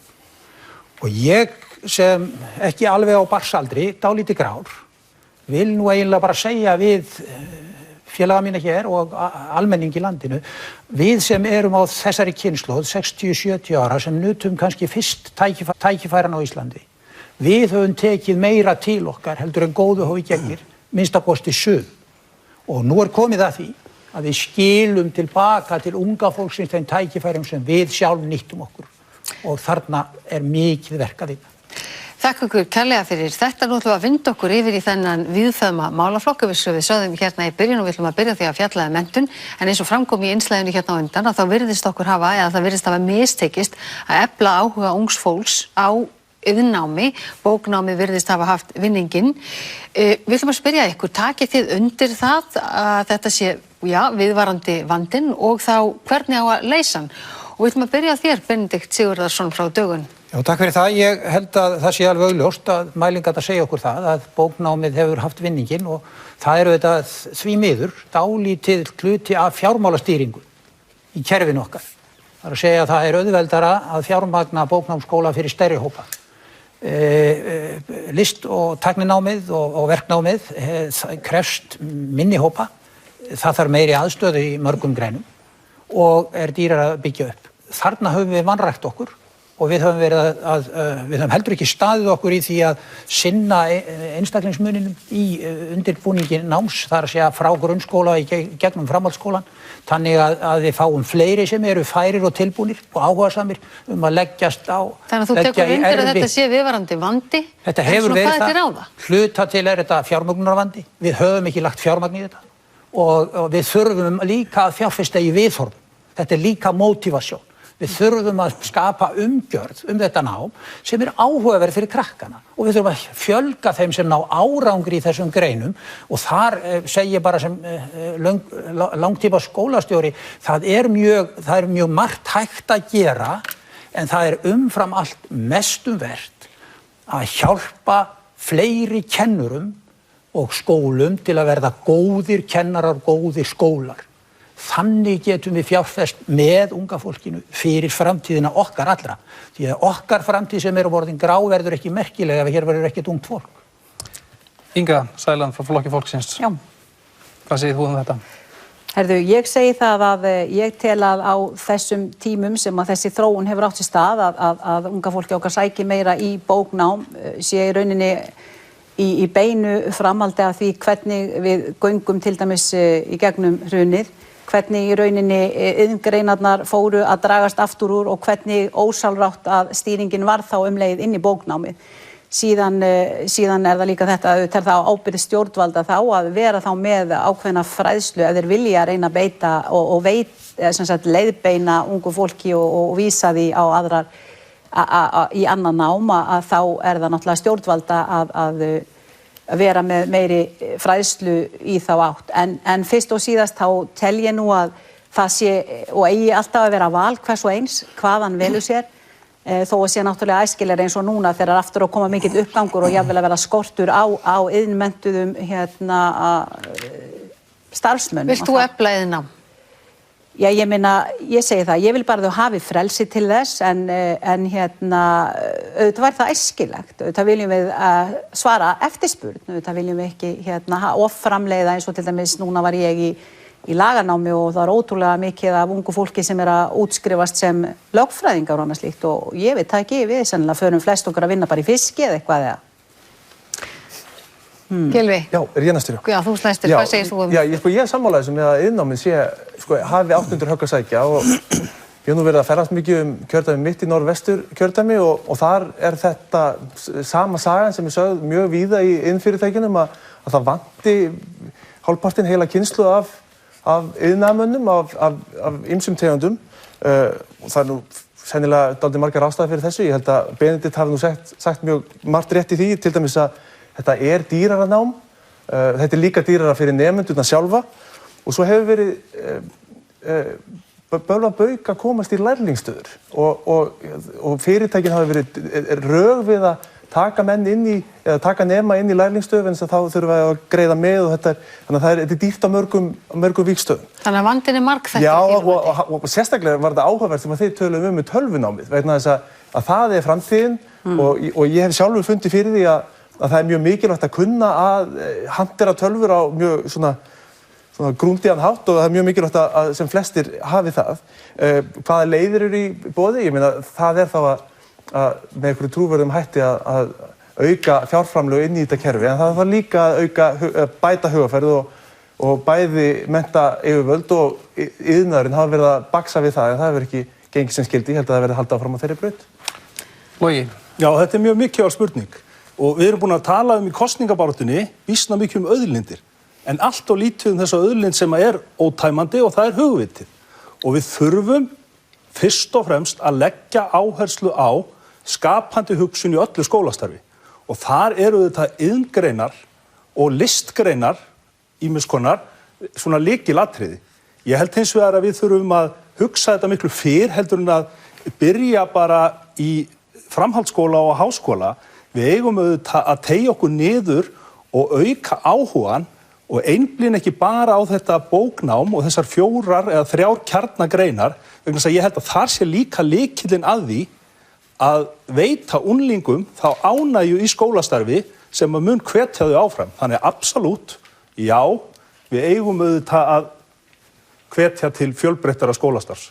Má ég stinga einu smá, pínlitlu? Örstuð. Sko, það sem er líka, sem að má náttúrulega ekki gleyma og það er það að unga fólki okkar er hérna virkilega tilbúið til þess að horfa til framtíðar og skapa sér gott lífsviðurværi og eins og við erum að horfa upp á núna að þá er jafnvel upp í 5 ára háskólamenntun í sambandi við og þá erum við nú að tala leikskólakennara, kennarastéttin og annað slíkt og almennt í iðngreinum þá erum við að horfa upp á frekar lág laun. Þess vegna er það nú líka sem að unga fólki okkar sér kannski frekar tækifæri í því að geta skapa sér betri lífsafkomu. Það er kannski ekki alveg rétt að þessi lág laun í iðngreinum. Já, í mörgum þeirra, smiðir eru nú ekkert að hafa neitt sérstaklega gott sko nema þessi orðin einhverjir ægilegi meistarar og verktakar og nefndu það bara. Heyrðu, Páll Valur Björnsson, þið hjá Bjartri framtíð, hvað segið þið? Já, við erum algjörlega sammála því að það þarf að efla þetta mjög mikið og þetta er náttúrulega búið að vera lengi vandamál á Íslandi og þegar kom út hvítbók menntamálaráðherra núna á þessu kjörtímabili þá voru þetta myndir að ræða þessi mál hvernig þetta efla þetta draga ungt fólk meira inn í iðnnám. Það er mikið brottfall í skóla og það er kannski vegna þess að ótrúlega margir nemendur sem fara inn í framhaldsskóla að fara í þetta bóknám og eiginlega ekki kannski tilbúin til þess, svona getulega séð. Það er nú bara þannig. En ég tel að það til dæmis, ég er alveg sammála að loga með það, þá að fara fyrr inn í grunnskólana og grunnskólinn og skólinn á náttúrulega að vera byggður upp á forsendum barna og þau eru eins margvíslið eins og eru mörg og við þurfum að finna styrkleika hvers og eins. Það eru ótrúlega margir nemendur inn í grunnskólanum. Ég hef verið kennari 1 ár í grunnskóla sem eru ekki mjög sterkir á bókina en þeir hafa mikla hæfileika á öðru sviðum en því miður er alltaf þessi pressa að fara inn í bóknám og það er eins og við erum nefnt hérna áður eins og með viðhorfið til þessara starfsgreina er bara ekki nógu gott og það má eiga það við hérna með foreldra sko. Foreldrar er að pressa á börn að fara í bóknám og það er kannski eins og Inga kom inn á líka með hrunið að það hafði eitthvað mikil áhrif líka en ég held að sé að fara í skólana, finna strax styrkleika á unglingastigi, kynna þeim það sem er í boði miklu betur og síðan að efla samstarfi við atvinnugreinarnar og fyrirtækin í iðnaði og fá þau kannski til þess að taka börnin miklu, eða ekki börn, kannski ungmenni, unglinga og þeir eru að koma út úr grunnskólanum til þess að taka þau meira í starfsnám. Og það jafnvel greiða þeim að með það að gera. Það er nú kannski róttæk hugmynd en samt geti gert mikinn gæfumun í að efla áhuga á þessu námi. Við höfum ástæðu til að halda því fram að... Ég held að við verðum að halda áfram, við ætlum að halda okkur áfram í menntamálunum, engu að síður. Mér langar til þess að spyrja ykkur hins vegar út í þessa yfirlýsingu rektora Háskólans 7 varðandi fjármögnun. Þeir segja að skólarnir hafi verið undir fjármagnaði lengi. Ykkar stefna í málefnum háskólana, eigum við að byrja til dæmis á þér, Logi? Já, við höfum auðvitað að halda okkur við þau markmið sem að Vísinda- og tækniráð hefur sett að við náum þessu meðaltali OECD-ríkja og það þarf auðvitað meira fjármagn inn í skólana eins og alla innviði hér á Íslandi en við þurfum líka aðeins að horfa til þess að nám er að breytast. Með gagnvirkri tækni þá er þetta ekki endilega hlutur sem fer fram í tíma og rúmi innan 4 veggja, gólfs og þaks. Ef við ætlum að tryggja jafna búsetu allra til náms, líka þeirra sem búa á landsbyggðinni, þá þurfum við að stórefla fjarnám, dreifnám og ýmiss konar þess háttar nýjungar sem að gerir fólki kleift að stunda námið og það þarf að greiða skólunum fyrir að sinna því. Það er nefnilega ekki gert í dag. Benedikt. Já, það er ástæða til að taka undir þetta sem Logi að segja. Það skiptir mjög miklu máli að við endurskipuleggjum hvernig við vinnum námið. En ég vildi í raun og veru bæta við það sem að kom fram hjá Páli Val, sko. Við leggjum nefnilega grunn að árangri barna í gegnum skólan mjög snemma. Og ef að okkur gengur illa að vinna með og fyrir börn þegar þau eru 3 til 5 eða 7 til 10, þá erum við kannski búin að klúðra dálítið miklu fyrir þeim. En við í Dögun erum alveg með það á hreinu. Við viljum gera það forgangsverkefni að teikna upp skýra áætlun, helst sem allir verða að samtaka í stjórnmálum, sem að segir okkur hvenar og hvernig við fjármögnum þau markmið sem OECD og Norðurlanda viðmiðið meðaltalið er að vísa okkur á og vísind og tækniráð hefur Og kannski, Inga, ef þú ert næst og kannski ein viðbótarspurning til ykkar, finnst ykkur komandi greina að fækka háskólum eða sameina þau jafnvel? Nei. Hljótt svara. Inga, en hver er ykkar stefna? Þetta háskólasamfélag, það er náttúrulega verið að reyna að koma til móts við þá sem búið á landsbyggðinni. En það er líka frábært eins og var bent á að auðvitað eigum við að efla þá tækni sem við eigum nú þegar fyrir höndum, eins og til dæmis að fólk geti hvað sem er á landinu farið í fyrirlestur á netinu. Það ætti nú bara sannarlega ekki að vera svo erfitt. Og það er algjörlega sjálfsagt að setja okkur jafnfætis skólunum hérna allstæðir í kringum okkur og fylgja þeim viðmiðum sem við hingað til viljum svo gjarnan bera okkur saman við. Það er nú bara lágmarkskrafa og ég veit að núna er unga fólki okkar háskólanemar út allt með undirskriftasöfnun og eru að skora á einmitt stjórnvöld að vera búin að koma þessu í lag að með minni 2020 og ég var nú sjálf sem skólastelpa að skrifa undir einmitt þessa áskorun í dag. Þeim megi líka gjarnan láta fylgja með, hvað ef þið viljið setja meiri peninga inn í kerfið, hvað er það að tala um að þið viljið setja mikla peninga inn? Ég held að það verið að tala um kannski svona í kringum 7 milljarða, þá væri það nú, það verið allir mjög glaðir með það. Til viðbótar. Af þessum 30 milljörðum eru næstum því 10 sem eru koma annar staðar frá heldur en úr ríkissjóði og það er gríðarlega hátt hlutfall. Kann að vera of hátt. Það er að segja að nemendagjöld séu of mikill hluti af því og það er mjög mikilvægt að menn segi það alveg skýrt. Við verðum að bæta í þetta 5-7 milljörðum strax. Ég er alveg sammála líka Benedikt það að við þurfum að gæta að því að skólarnir okkar eiga að vera fyrir alla, þannig að það verður að fjármagna þá af almannafé en ekki að fara að taka upp kerfið þar sem að mismunun verður til vegna flokka. Það er algjörlega skýr stefna. Gylfi. Já. Ég fagna þessu sem að Benedikt sagði að það þyrfti að koma áætlun það hvernig að pólitíkin þyrfti að koma sér saman áætlun fjármögnunina. Þannig að við kynntum síðasta sunnudag áætlun hvernig við hyggjumst við reist hækka fjárframlögin til háskólakerfisins, gerum ráð fyrir að bæta við 2 milljörðum, 4 milljörðum, 6 milljörðum og svo 8 milljörðum miðað við núverandi ástand í lok kjörtímabilsins. Og þið viljið ekki fækka háskólum eða sameina? Aðalmáli með háskólana og fjölda þeirra er að þeir bjóða upp á góða menntun, að þeir stundi góðar rannsóknir og að þar sem að það er samlega þá geti þeir haft samstarf. Við höfum ekki sett fram stefnu skýra það að sameina háskólana, nei. Páll Valur. Já, það er alveg sama hjá okkur. Við viljum efla háskólastarf og ná þessu viðmiði OECD og þetta bréf frá háskólafólkinu daginn náttúrulega var svona góð áminning fyrir okkur í hvað við erum að stefna jafnvel hér á Íslandi í þessum málum og það er alveg ljóst að það verður að bara leggja meira fé í þetta.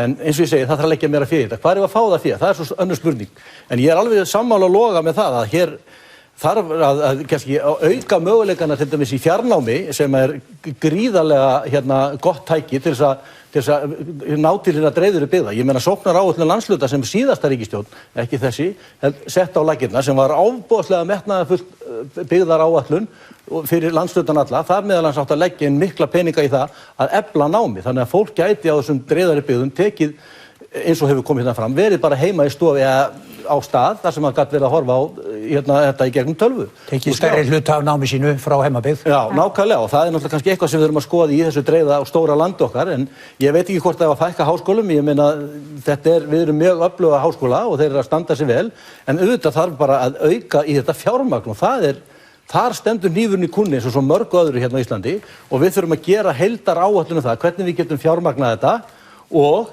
rekið hér háskóla á heimsmælikvarða sem við höfum alla burði til. Að vandar víða fjármagn? Þjóðsagan sem sagt að það sparist eitthvað með því að fækka háskólum. Það er þegar menn eru að spara, þá kannski ná menn árangri, en okkar markmið að bæta í, þannig að fyrsta verk ekki að fækka háskólum. Sammála. Takk fyrir þetta. Við ætlum að fara úr menntamálunum yfir í málaflokk sem þó tengdur þeim sem eru atvinnumál og mér langar til þess að fá svona, ykkar hugmyndir það hvort að ríkið eigi að stýra fólki, hugsanlega þá í gegnum menntakerfið, inn í ákveðnar atvinnugreinar.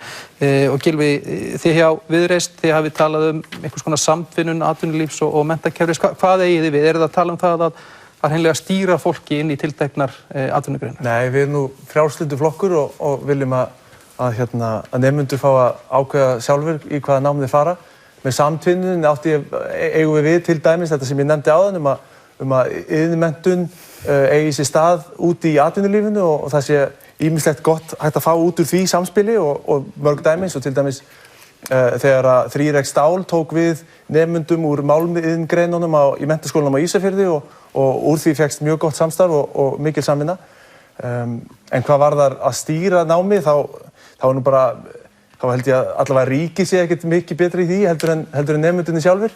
Lykilatriðið að nemendur hafi frelsi til þess að velja sér nám sem að henta þeim, að það sé óháð fjárhag, að það sé óháð búsetu og að þeir séu þannig bílstjórarnir í eigin lífi.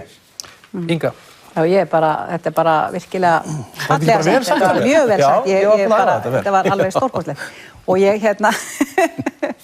við erum algjörlega sammála því og eins og við sjáum til dæmis, við skulum nú allir að kíkja inn í lagadeildina og okkur er boðið upp á það, til dæmis að vera í svona, við fáum svo sem ekki greitt fyrir það en það er nema stundum, en það er svona starfsnám hér og hvar, svona að fá að æfa okkur við það sem við erum að gera og ég tel líka að það muni líka efla og veita mér í gleði, hvort sem það væri iðnnám eða hvað sem er, ef að nemandinn getur farið strax að taka þátt í því sem hann ætlar að leggja fyrir sig og fá einmitt að vinna við það, sko, með bókinni, að það teldi ég sé hvetjandi og hann hætti þá bara fyrir ef þetta er hundleiðilegt og gerir eitthvað annað, eða ekki? Já. Nei, ég er nú að segja svona. Ég held að það sé mjög jákvætt og veiti mér í gleði. Já, takk fyrir þetta. Það er svo góð stemning í þættinum. Ég gerir bara eins og í dansi. Við tókum eitt skemmtilega hægri og fyrir 2 til vinstri. Skemmtilega í pólitískri merkingu saman. Páll Valur, hvað segir þið? Já, þetta er mjög ánægilegt, skemmtilegt. Ég held að það sé nú kannski ekkert nauðsynlegt að fara að stýra fólki inn í, að ríkið eigi að fara að stýra nemendum inn í einhver sérstök nám. Ég er algjörlega sammála þeim hérna tveimur að auðvitað fólk hafa frelsi hvað það vill læra, en við erum kannski, eins og ég nefndi áðan, að kannski finnum það á fyrri stigum hvar áhugasvið og styrkleiki hvers nemenda liggur. Og þannig kannski getum við frekar stýrt þeim á yngri árum inn í það sem að þeirra áhugasvið og styrkleiki, eins og ég segi, styrkleiki liggur. Það er aðalatriði. Það er allt of margir sem fara kannski í nám sem þeir eru ekki tilbúnir í. En auðvitað á fólk að hafa algjörlega frelsu það hvað það vill læra og hvert það vill fara. Ég held að ríkið eigi nú alls ekki að hafa puttan í því. En eins og ég segi, bara fyrr að finna styrkleika, það er alveg hægt inn í grunnskólum. Benedikt. Ein ástæðan fyrir því að fólk fer í nám sem það hefur kannski ekki mikila stemmingu fyrir er að það er kannski það eina sem er beinlínis í boði. Og þarna þurfum við að vera bara hreinskilin, sko. Ríkið og hið opinbera hefur verið að stýra fólki allt of mikið í þessar þrengri línur, bóknámslínurnar eins og vorum að tala í upphafinu. Þannig að við eigum miklu frekar að segja hið opinbera á að hætta að stýra fólki þennan þrönga veg og það gerist ekki nema menn fjárfesti í breiðari tækifærum, bæði á landsvísu með atvinnurekstrinum og það er út af fyrir sig áhugavert að taka það svolítið lengra sem er auðvitað að gerast í greinum eins og ferðaþjónustunni sem að vantar fólk með ákveðin faga undirbúning að ferðaþjónustunni eru auðvitað farin að leggja af mörkum sjálf með því að þjálfa fólk og það er mjög mikilvægt að það verði til samstarf ríkis og greinana það að mennta fólk þannig við hækkum standardinn og bætum starfsskilyrði fólksins og fjölgum tækifærum. Logi. Já, ég held að í þessu tilfelli ættum við kannski að horfa aðeins til árana fyrir hrun. Þegar heilu deildirnar voru bókstaflega búnar til fyrir tiltekin fyrirtæki hér í landinu. Og það er ekki þannig að skólarnir eru að vera færiband sem að mata atvinnulíf eins og það er í dag. Þetta verður að vera svona gagnvirkt samband og það oft þannig að úr skólunum koma djörfustu hugmyndirnar. En eins og Benedikt sagði að samfélagið býr oft til og beinir fólki ákveðnar brautir og línfrumvarpið sem var lagt hérna fram í haust einmitt dæmi það þegar menn ætla að afnema tekjutengingar á afborgunum og námslánum, þá mun það óhjákvæmilega beina fólki inn á ákveðnar brautir og við missum fjölbreytileika og mannlífi verður minna litríkt. En kannski beinu framhaldi af þessu og áður en við vindum okkur yfir í næsta málaflokk að þá, eins og hefur komið fram í fyrri þáttum okkar, það sem ekki atvinnuleysi á Íslandi, samt menntað fólk ekki að fá vinnu við sitt hæfi hér og í rauninni atvinnuleysi meðal langskólagengina og vel menntaðs fólks á Íslandi. Hvað til ráða í þessum efnum? Byrjum á þér, Gylfi. Já, það náttúrulega mikilvægt að hér sé atvinnulíf sem að lokkar fólk með fjölbreytta menntun. Þegar ég bjó út í Svíþjóð ég bjó þar í 5 ár og það var svona dálítið margir sem komu með mér á svipuðum tíma út í Svíþjóðar og svo fórum við heim og svo eru margir sem hafa setið eftir og það þá vegna þess að lífskjörin á Íslandi eru ekki sambærileg við það sem að þeim býðst út í Svíþjóð. Það helgast þá að hluta til vegna hás húsnæðiskostnaðar og ýmissa annarra slíkra þátta. Þess vegna spyrjum við hvað til ráða? Já, hvað til ráða?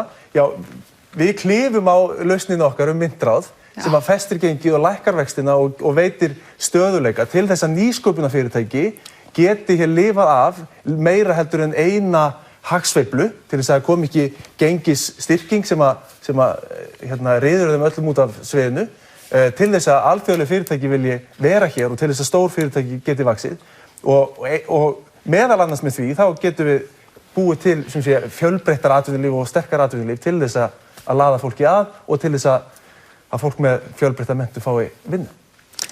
Nákvæmlega tek alveg heils hugur undir með honum í þessu, honum Gylfa. Ég held að sé lykilatriði að auka hér nýsköpun, auka fé í samkeppnissjóði og gera atvinnulífinu kleift ungu frumkvöðlum og athafnafólki að byggja upp nýja atvinnu og það gerum við gegnum nýsköpun. Ég meina samt þegar þú talar þetta hvað til ráða hverju fá ekki vinnu þá til dæmis horfið bara mjög illa og ég hef mikla áhyggjur af því að kennararverðið, það verið kennaraskortur hér innan nokkur ára og það var bara ráðstefna hér upp í háskólanum daginn sem að sagði það að innan nokkur ára kannski bara 25% kennurum í skólakerfinu, allt frá leikskóla og upp í framhaldsskóla. Við erum kannski að leita ráða. Hvað til ráða? Já, ég meina þá þurfum við að efla og bæta aðstöðu, hækka laun, það nú eitt af því, en bæta aðstöðuna og auka þannig starfsánægði fólks í þessum geira.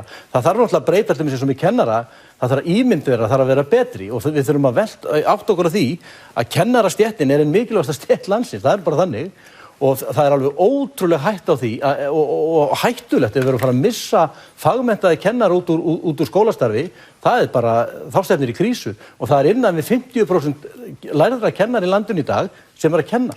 En við þurfum náttúrulega að bæta aðstöðu og aðkomu fólks að þessum störfum til þess að vilja starfa við það.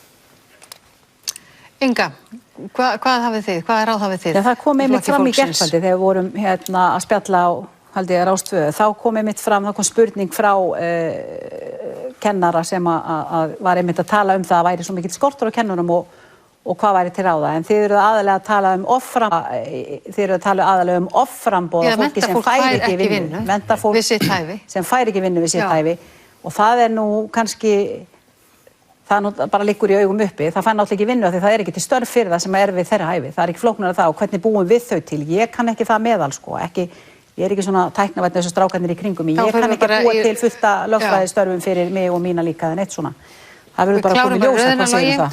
Gylfi. Hvað segir Samfylkingin í þessu? Gæti verið að við höfum einmitt verið að framleiða tindáta í fyrirfram skilgreindan her í staðinn fyrir að leggja miklu meira áherslu á sköpun og skapandi hugsun í skólastarfi strax frá barnæsku. En fyrsta ráðið eru þetta stór auka fé háskólana til rannsókna, til vísindastarfs, auka samkeppnissjóði og svo náttúrulega eins og kom hér fram áðan þá þurfum við náttúrulega að tryggja hér stöðu og jafngóð lífskjör og í nágrannalöndunum. Ég get alveg tekið undir þetta megin sjónarmið að við þurfum auðvitað að fjárfesta í umgjörðinu þetta en það allt í lagi að beina athyglinni að því að fjárfesting í frumkvöðlaverkefnum og í nýsköpun alveg hroðalega lítil á Íslandi. Og ég held að við ættum að horfa pínluti á það, hvað það mikil áþján þegar að fáar greinar ráða mjög miklu, taka til sín allt of mikið á sviðinu og við verðum að læra að hemja yfirganginn í þessum örfáu. Einu sinni fóru allir í laxeldi og þá var ríkið að stjórna því. Við þurfum að hugsa þetta allt öðruvísi, við þurfum að fjárfesta skipulega þar sem hið opinbera hefur ákveðna forystu en pressar atvinnulífið til að taka þátt í þeirri fjárfestingu og menn þurfa að þora það. Nú ætlum við aðeins að breyta kúrs, við ætlum að fara yfir í húsnæðismálin sem brenna mjög á ungu fólki hérna í dag og þetta eitt stærsti vandinn sem þau nefna. Allavega það virðist nánast ómögulegt fyrir ungt fólk að kaupa sér húsnæði, allavega á höfuðborgarsvæðinu og fólk dæmist á dýran leigumarkað. Við viljum aðeins heyra stefnu ykkar flokka.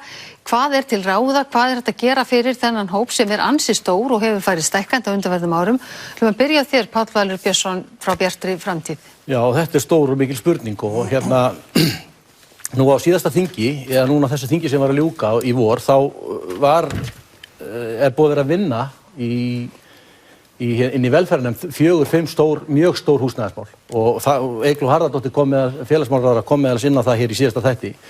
Og ég vil nú segja það að það var mjög ánægjuleg vinna og erfið að taka þátt í þessu. Þetta var mjög umdeild frumvörp meðalans innan stjórnarflokkana en það tókst að afgreiða þessi mál úr velferðarnefnd á einu áliti og það var unnin gríðarlega mikil vinna innan nefndarinnar. Það var fengið miklir sérfræðingar eins og til dæmis Benedikt Sigurðsson sem nú öllum hnútum kunnugur í þessu kerfi til þess að segja álit sitt á þessu. Auðvitað var ekki hægt að koma til móts við allt sem þarna var gert sem var farið fram á, en þetta var þó niðurstaða, það voru allir á áliti, það var ekkert sérálit, það var engin bókun, það var engin fyrirvari. Þverpólitísk samstaða málið. Algjörlega þverpólitísk samstaða þetta sem að ég tel bara mjög pólitískt afrek og ég vil bara segja það, því miður hefur því ekki verið flíkað nógu mikið. En ég held að við ættum að halda áfram með þessa vinnu og nú búið að gera þetta lögum og vinna eftir því á næstu árum. Ég trúi ekki fyrir ég tek á því ef það kemur ný ríkisstjórn og hún ætla að fara að taka þessa vinnu á hendinni. Því miður hefur það oft verið lenskan í íslensku stjórnmálum að ný stjórnvöld þau taka bara vinnu fyrri ára og fyrri ríkisstjórn á henda þeim og það ótrúleg sóun og mikil heimska að mínum dómi og við verðum einhvern veginn að halda áfram með þessa vinnu, sjá hvort þetta hendar okkur á næstu árum. Ég held reyndar, ég ekki hagfræðingur en ég hef lesið eftir hagfræðingar sem segja það að það eiginlega alveg sama hvaða húsnæðiskerfi við setjum upp á Íslandi. Íslenska krónan eyðileggur allt saman og það verður aldrei hægt að koma hér á eðlilegu húsnæðiskerfi, húsaleigukerfi fyrir við erum búin að skipta gjaldmiðil. Ég trúi þeim en ef aðrir hafa lausnir í þessum málum, við erum að borga núna 7,3% vexti á húsnæðislánum á meðan í kringum 2% annars staðar og þetta stærsti vandi ungs fólks í dag. Það eru háir vextir, ekki ungs fólks, heldur allra sem að reyna að leigja og byggja hús eða eignast hús.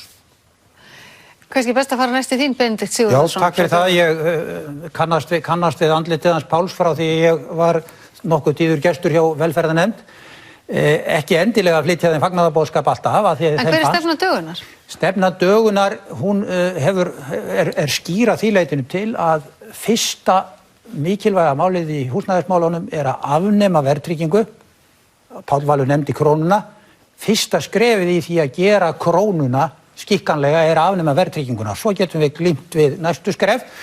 Það það fyrsta, en umfram allt við þurfum að læra og innleiða þær viðmiðanir á húsnæðismarkaði sem hafa gefist vel í Þýskalandi, Svíþjóð, Danmörku, fleiri löndum á evrópska efnahagssvæðinu.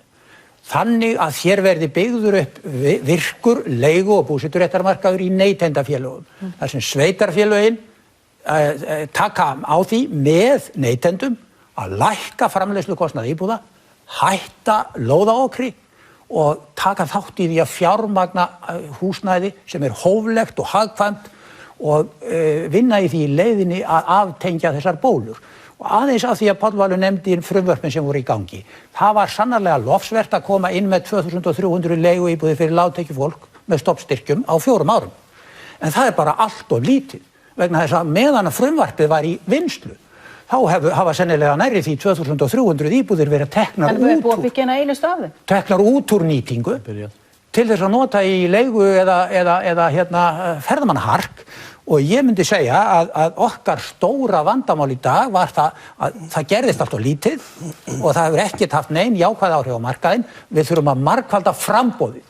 Því að allar tillögur sem að verið þá á ferðinni núna að afhenda fólki fyrirframgreidda styrki úr ríkissjóði eins og Samfylkingin hefur lagt til, leiða bara til þess að verðið hækkar og það fækkar þeim sem komast sjálfir inn á markað.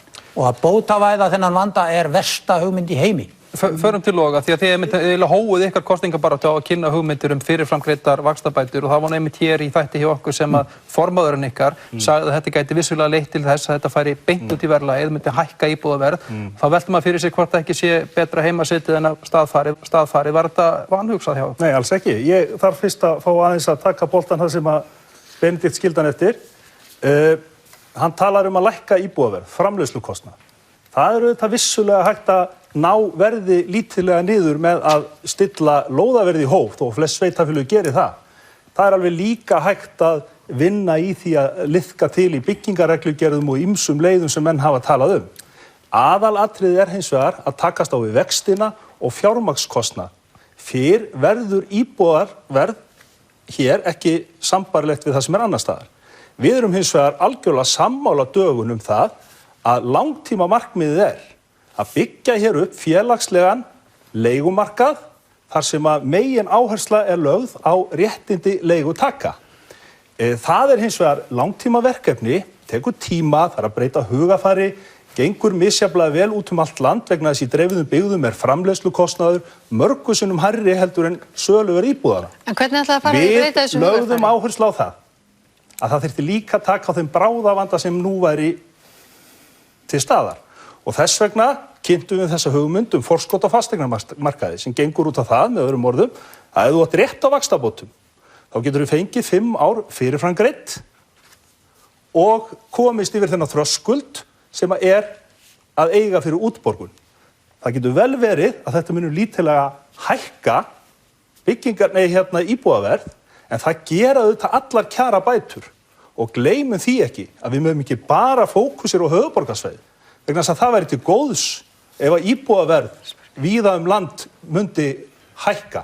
Þannig að ég held að þetta sé skjótvirk, ódýr og hagkvæm leið sem að nýtist bæði bráðavandanum hér í Reykjavík en einnig mjög vel út allt land en svo þurfum við líka auðvitað að taka á þessu vandamáli sem að ferðamanna leigubransinn. En Logi, bara rétt áður en að hinir fá að klára að svara. Hvernig ætlar að fara því á því Samfylkinguna að breyta hugarfarinu? Þú veist það jafnvel og við að það ekki hefð fyrir sterkum leigumarkað á Íslandi. Það gerist með því að fólkið í landinu læri að það séu almannahagsmunir sem ráða en ekki gróðasjónarmið. Og aðeins að lokum vegna þess að ríkisstjórnin kynnti fyrstu fasteign sem gengur út á að menn geti nota séreignarsparnaðinn og spara í 10 ár og eiga þá fyrir íbúð. Það aðgerð sem að nýtist fyrst og fremst vel stæðu fólki eða fólki sem á peninga aflögu. Leiðin okkar nýtist fyrst og fremst tekjulágu fólki. Meðan verðtryggingin þá stórhættulegt að hjálpa fleirum til skuldsetja sig upp fyrir haus. Það algjörlega sammála með verðtrygginguna, við þurfum að losna við hana og helst í gær. Og með því móti munum við líka sjá okurvextina okkar fara niður. Við viljum gjarna bera okkur saman við löndin í kringum okkur og við hjá Flokki fólksins teljum að ef að Norðurlöndin og nágrannar okkar geta boðið hér vexti undir 2% þá sé okkur ekkert að vanbúnaði að gera það líka. Nú það sem ég langaði líka að segja þegar við erum að tala hvað geta stjórnvöld gert til þess að koma á móts við þennan vanda sem í húsnæðismálum. Mér þykja stjórnvöld núna hafa sýnt ansi furðulega takta, minnstakosti ef við ætlum að reyna að líta til þess hversu mikill vandinn vegna þess að núna verið að selja út úr íbúðalánasjóði einhverja pakka af íbúðum og ég að heyra það jafnvel að fólk sem að veit íbúðir sem íbúðalánasjóður á í sínum heimabyggðum og hefur sóst, þetta eignir sem hafa staðið auðar jafnvel í lengri eða skemmi tíma og fólk hefur hefur verið að sækja í það að fá að kaupa þessar eignir að íbúðalánasjóð og annars líkt. Nei, það ekki boðinu. Það verið að safna þeim í pakka og við vissum að voru selda 450 íbúðir út úr íbúðalánasjóði núna á þessu ári. En Inga, eins og Baldvin benti á, fulltrúar stjórnarflokkana er ekki hér til þess að svara fyrir þetta. Nei, þetta er bara staðreynd. Ég er ekki að segja þeir eru í neitt framboði. ósatt. Ég er ekki að segja neitt ósatt. Það er búið að selja út 450 íbúðir úr íbúðalánasjóði og það er verið að selja út úr íbúðalánasjóði íbúðir í svona pakkatilboðum sem ég veit ekkert hver er að fá og langar eiginlega ekkert til þess að vita það. En þetta náttúrulega segir það að við erum þarna með íbúðir, við gætum stigið inn sem stjórnvöld og komið á móts við þá sem að minna mega sín og unga fólki okkar, margar af þessum íbúðum líka litlar og hentugar íbúðir fyrir þá sem er að byrja að búa. Og það væri virkilega vel til þess fundið og svo áttum við í gamla daga, því ég er nú orðin svo eldgömul, þá vorum við með svokallað húsalegu eða kaupleigukerfi og þetta kaupleigukerfi það í rauninni... Bara örstutt málið við erum að halda áfram. Nei, ég er rétt að byrja. Það í rauninni gefur þér kost á því að leigja íbúðina þín og þú hefur ákveðin x tíma aðlögunar að því að taka ákvörðun það viltu kaupa íbúðina eða ekki og þá er leigan sem þú ert búin að greiða hún nýtist sem útborgun með einhverjum afföllum eftir kannski 5 ár. Þannig að þú veist, það er ýmislegt hægt að gera. Mjög áhugavert að innleiða það að nýju. Ýmislegt, já, kaupleigukerfi. Gylfi. Já, ég hef nú gjarnan vilja byrja á eftirorðum Páli vegna þess að þá hefðum við náð svona snertilendingu í að tala vextina sem að hann endaði sína ræðu á. En hann benti einmitt á að vaxtamunurinn milli Íslands og annarra landa er cirka 5% og ef við lækkum þann vaxtamun að einhverju leyti eða töluverðu leyti þá getum við komið til móts við heimilin mjög mikið. Með því getum við þá líka ekki bara afnumið verðtrygginguna, en þá fáum við verðlagsstöðuleika, heldur getum við afnumið verðtryggingarumræðina sem að ég er mjög áfjáður til þess að við getum hægt að ræða það hvort það sé hægt að afnema verðtrygginguna eða ekki vegna þess að það er sennilega ekki hægt að gera það með independence-ríki og ekki í valdi stjórnmálamanna. Henni var komið á með independence-ríki. Já, og afnumin. Mér langar hins vegar að taka undir með því sem að Logi sagði, sem að var þetta með að húsnæðismarkaðurinn út á landi, hann glímir við eiginlega þveröfugan vanda. Að þar er húsnæðisverðið of lágt og þar hafa menn ekki, og þar bara stendur það, atvinnulífinu fyrir þrifum að starfsfólk sem ætlar að flytja í bæi til þess að setja stað og fara að vinna, það fær ekki vinnu. Nei, það fær ekki íbúð fyrir ekki. Og þetta er þetta dæmi á Reykhólum, á Stykkishólmi og víðar í bæði í kjördæminu mínu og sennilega í kjördæminu hans Loga. Og við því verður eitthvað að gera og það er mjög mikilvægt. Við ætlum að fara yfir í annað, við ætlum að taka einu svona löglétta hraðaspurningu, það eru alltaf mjög einfaldar hjá okkur. Við ætlum að ræða eins launamenn kynjanna, fara frá vinstri til hægri. Síðastliðinn mánudag þá var kastljósinu beint að launamisrétti kynjanna og þúsundir kvenna lögðu niður vinnu klukkan 14:38. Hvað vill ykkar framboð ef eitthvað gera til að jafna launamenn kynjanna? Páll Valur. Ég vil nú segja eins og að þetta er alveg með hreinum ólíkindum að við skulum vera árið 2016 verið að tala launamun kynjanna og ég lít nú bara á þetta sem einhvern mesta ósóma í íslensku samfélagi í dag að konur skuli ekki vera á jöfnum launum og kallar. Ég held að það þyrfti bara að setja það í lög og það stendur inn í lög að það má ekkert mismuna, það stendur í stjórnarskránni, þú mátt ekkert mismuna fólki í landinu og konur og kallar standa jafnfætis. Ég held að við ættum kannski bara að fara eftir því. Og það verður bara að setja inn í Þetta er hraðaspurning. Já, þá bara steinþegi.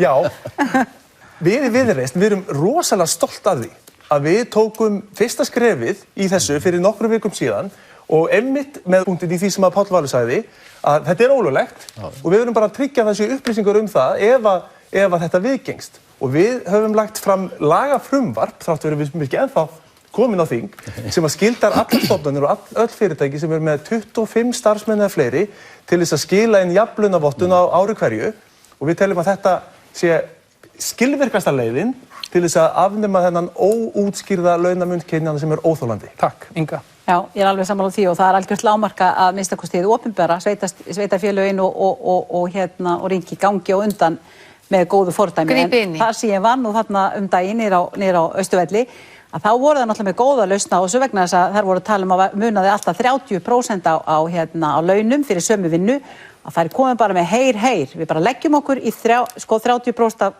hverjum vinnudegi og tökum okkur smá pásu á meðan þær eru að laga þetta. Logi. Já, við styðjum hugmynd Gylfa og félaga í Viðreisn með jafnlauna vottunina. En hins vegar þá viljum við líka fara strax inn í grunnskólana með jafnréttis- og kynjafræðslu og breyta hugarfarinu og gera okkur köllum það ljóst strax frá barnsaldri að það er okkur í hag líka að það sé jafnrétti kynjana í landinu. Benedikt. Já, ég man eftir gamalli myndi í dagblaðinu Degi á Akureyri af ungum mönnum í malbiksvinnu sem voru að hvíla sig fram á verkfærin og þeir voru spurðir að því af hverju þeir voru að hvíla sig. Það var vegna þess að þeir hefðu komist að því að kaupið var svo lágt að tímakaupið dugði bara fyrir hálftíma vinnu. Þannig að þetta er dæmi sem auðvitað eðlilegt að menn bregðust við og þetta féll í misbjörn, mann jarði hjá verkstjórnum veit ég. En við tökum auðvitað undir sjónarmiðið sem að Viðreisn hefur haldið fram að innkomin jafnlaunavottun. Ég held hins vegar að það sé skynsamlegt í leiðinni að þetta verði bara eðlilegur hluti af gæðaáætlun fyrirtækja, gæðakerfi fyrirtækjana og launaleyndin verði afnumin. Já, þetta allavega komið svar við þessari spurningu og þér öllu einu máli að það verður að leiðrétta kynbundin launamun. Já, við ætlum að fara aðeins yfir í byggðamál. Það hefur mikið verið að tala um það hvernig að búa það umhverfi út á landi sem að laðar til dæmis ungt fólk aftur í heimabyggð, það tryggir það að þeir geti starfað og lifað á svona dreifðari svæðum. Við erum aðeins búin að tala um húsnæðismálin, það er að tala um samgöngur, fjarskipti, atvinnumálin. Hvað viljið þið gera ef eitthvað til að jafna oft þennan aðstöðumun milli höfuðborgarsvæðis og landsbyggðar? Páll Valur. Já, við þurfum að efla atvinnulíf út á landi. Ég held að það sé bara lykilatriði. Við höfum alltaf búið í samfélagi sem er með einsleitt atvinnuvegi og út á landi hefur þetta meira og minna byggst upp á landbúnaði og sjávarútvegi. Það er að breytast og við verðum einhvern veginn að mæta því og gera það aðlaðandi kost að búa út á landi. Það er náttúrulega, við búum hér í ótrúlega gjöfulu og góðu landi sem hefur upp á svo margt að bjóða, en það þarf að innspýtingu inn í þessi samfélög og við verðum að til dæmis meðal annars að taka kannski fá meiri arð á auðlindunum okkar og nýta þennan arð. En þú veit þess að jafna þennan aðstöðum? Algjörlega. Við búum bara í þannig landi bara ganga á línuna og vita hvernig það er, hvernig á hvort að ég jafna hann? Já, akkurat. Þetta var af því að hann byrjaði að tala með þetta með auðlindirnar. Við erum reyndar ekki með fulltrúa frá höfuðborgarsvæðinu hérna í þættinum í kvöld. Einmitt. Já, af því að hann talaði auðlindirnar. Þá höfum við í Viðreisn lagt fram þá stefnu að auðlindagjöldin sem innheimt eru einkum í sjávarútvegi, að þeim sé varið í landshlutatengd innviðaverkefni, þannig að ekki bara þau sveitarfélög eða þau byggðarlög sem hafa hagnast á hagræðingunni í sjávarútvegi, heldur líka þau sem hafa orðið undir að þau fá að njóta þess. Það sem er mikilvægt í atvinnuuppbyggingu út á landi er að við reynum aðeins að breiða eða gera svona sjóndeildarhringinn eilítið breiðari, vegna þess að það sem hefur verið hefðbundi í atvinnuuppbyggingartali landsbyggðina, það er að tala um frekar karllægar atvinnustéttir. Það eru stóriðjur sem á að setja í ýmsa firði, það eru ýmsir byggðakvótar og ýmislegt þess tengt eða því tengt. Þannig að við þurfum að gera það eins breiðara, við þurfum að hugsa um nýsköpun, við þurfum að hugsa um að konur eru núna með fleiri háskólagráður heldur en kallar og reyna að líta á þetta pínu frá þeim sjónarhóli. Styrkja samgöngur ekki síst líka. Já, með innviðasjóðum eða einhverjum svona innspýtingum. Þessi dæmið langar mig nú að segja að skreppa til Akureyrar til dæmis. Það kostar, ef þú ætlar að panta flugið á morgun, þá kostar það mann 50.000 krónur að fara fram og tilbaka. Það er í rauninni algjörlega með ólíkindum hvað er okra til dæmis á flugferðum. Að fara bara á milli staða og miðað við þessa einokun sem er í fluginu. Þannig að ég mun segja það, nú erum við að tala um tæplega 2 milljónir ferðamanna. Það sem að ég tel að ríkið geti gert til þess að reyna að jafna aðstöðumunin, það er að reyna aðstoða eins og hvort sem það er að Egilsstaði, Akureyri, Ísafjörður, Austurland, allstaðar. Reyna að jafna þannig að við getum beint þessu flæði víðar, þannig að fleiri fá að taka þátt í því að njóta þeirrar auðlindar sem ferðamanna auðlindin okkar er í dag. Og ég tel það er við eigum slíkar og þvílíka náttúruperlur og fegur út all land að ég efast ekki það að það yrði hreint og beint ævintýri fyrir ferðamennina okkar að fá að skoða meira heldur en bara meira og minna suðvestur hornið og þar í kring. Takk, Logi. Já, ég held sér alveg rétt að við þurfum að nýta auðlindirnar okkur betur til félags- og byggðarjöfnunar Við höfum byggt mikið af stórum fyrirtækjum út á landi. Nú held ég að sé komin tími til að við förum að huga því smáa. Og auðvitað þurfa þessi hlutir að vera til staðar eins og góðir innviðir, samgöngur, háhraðanet, öruggt rafmagn. En við höfum líka að huga því að lækka tryggingagjaldið stórlega.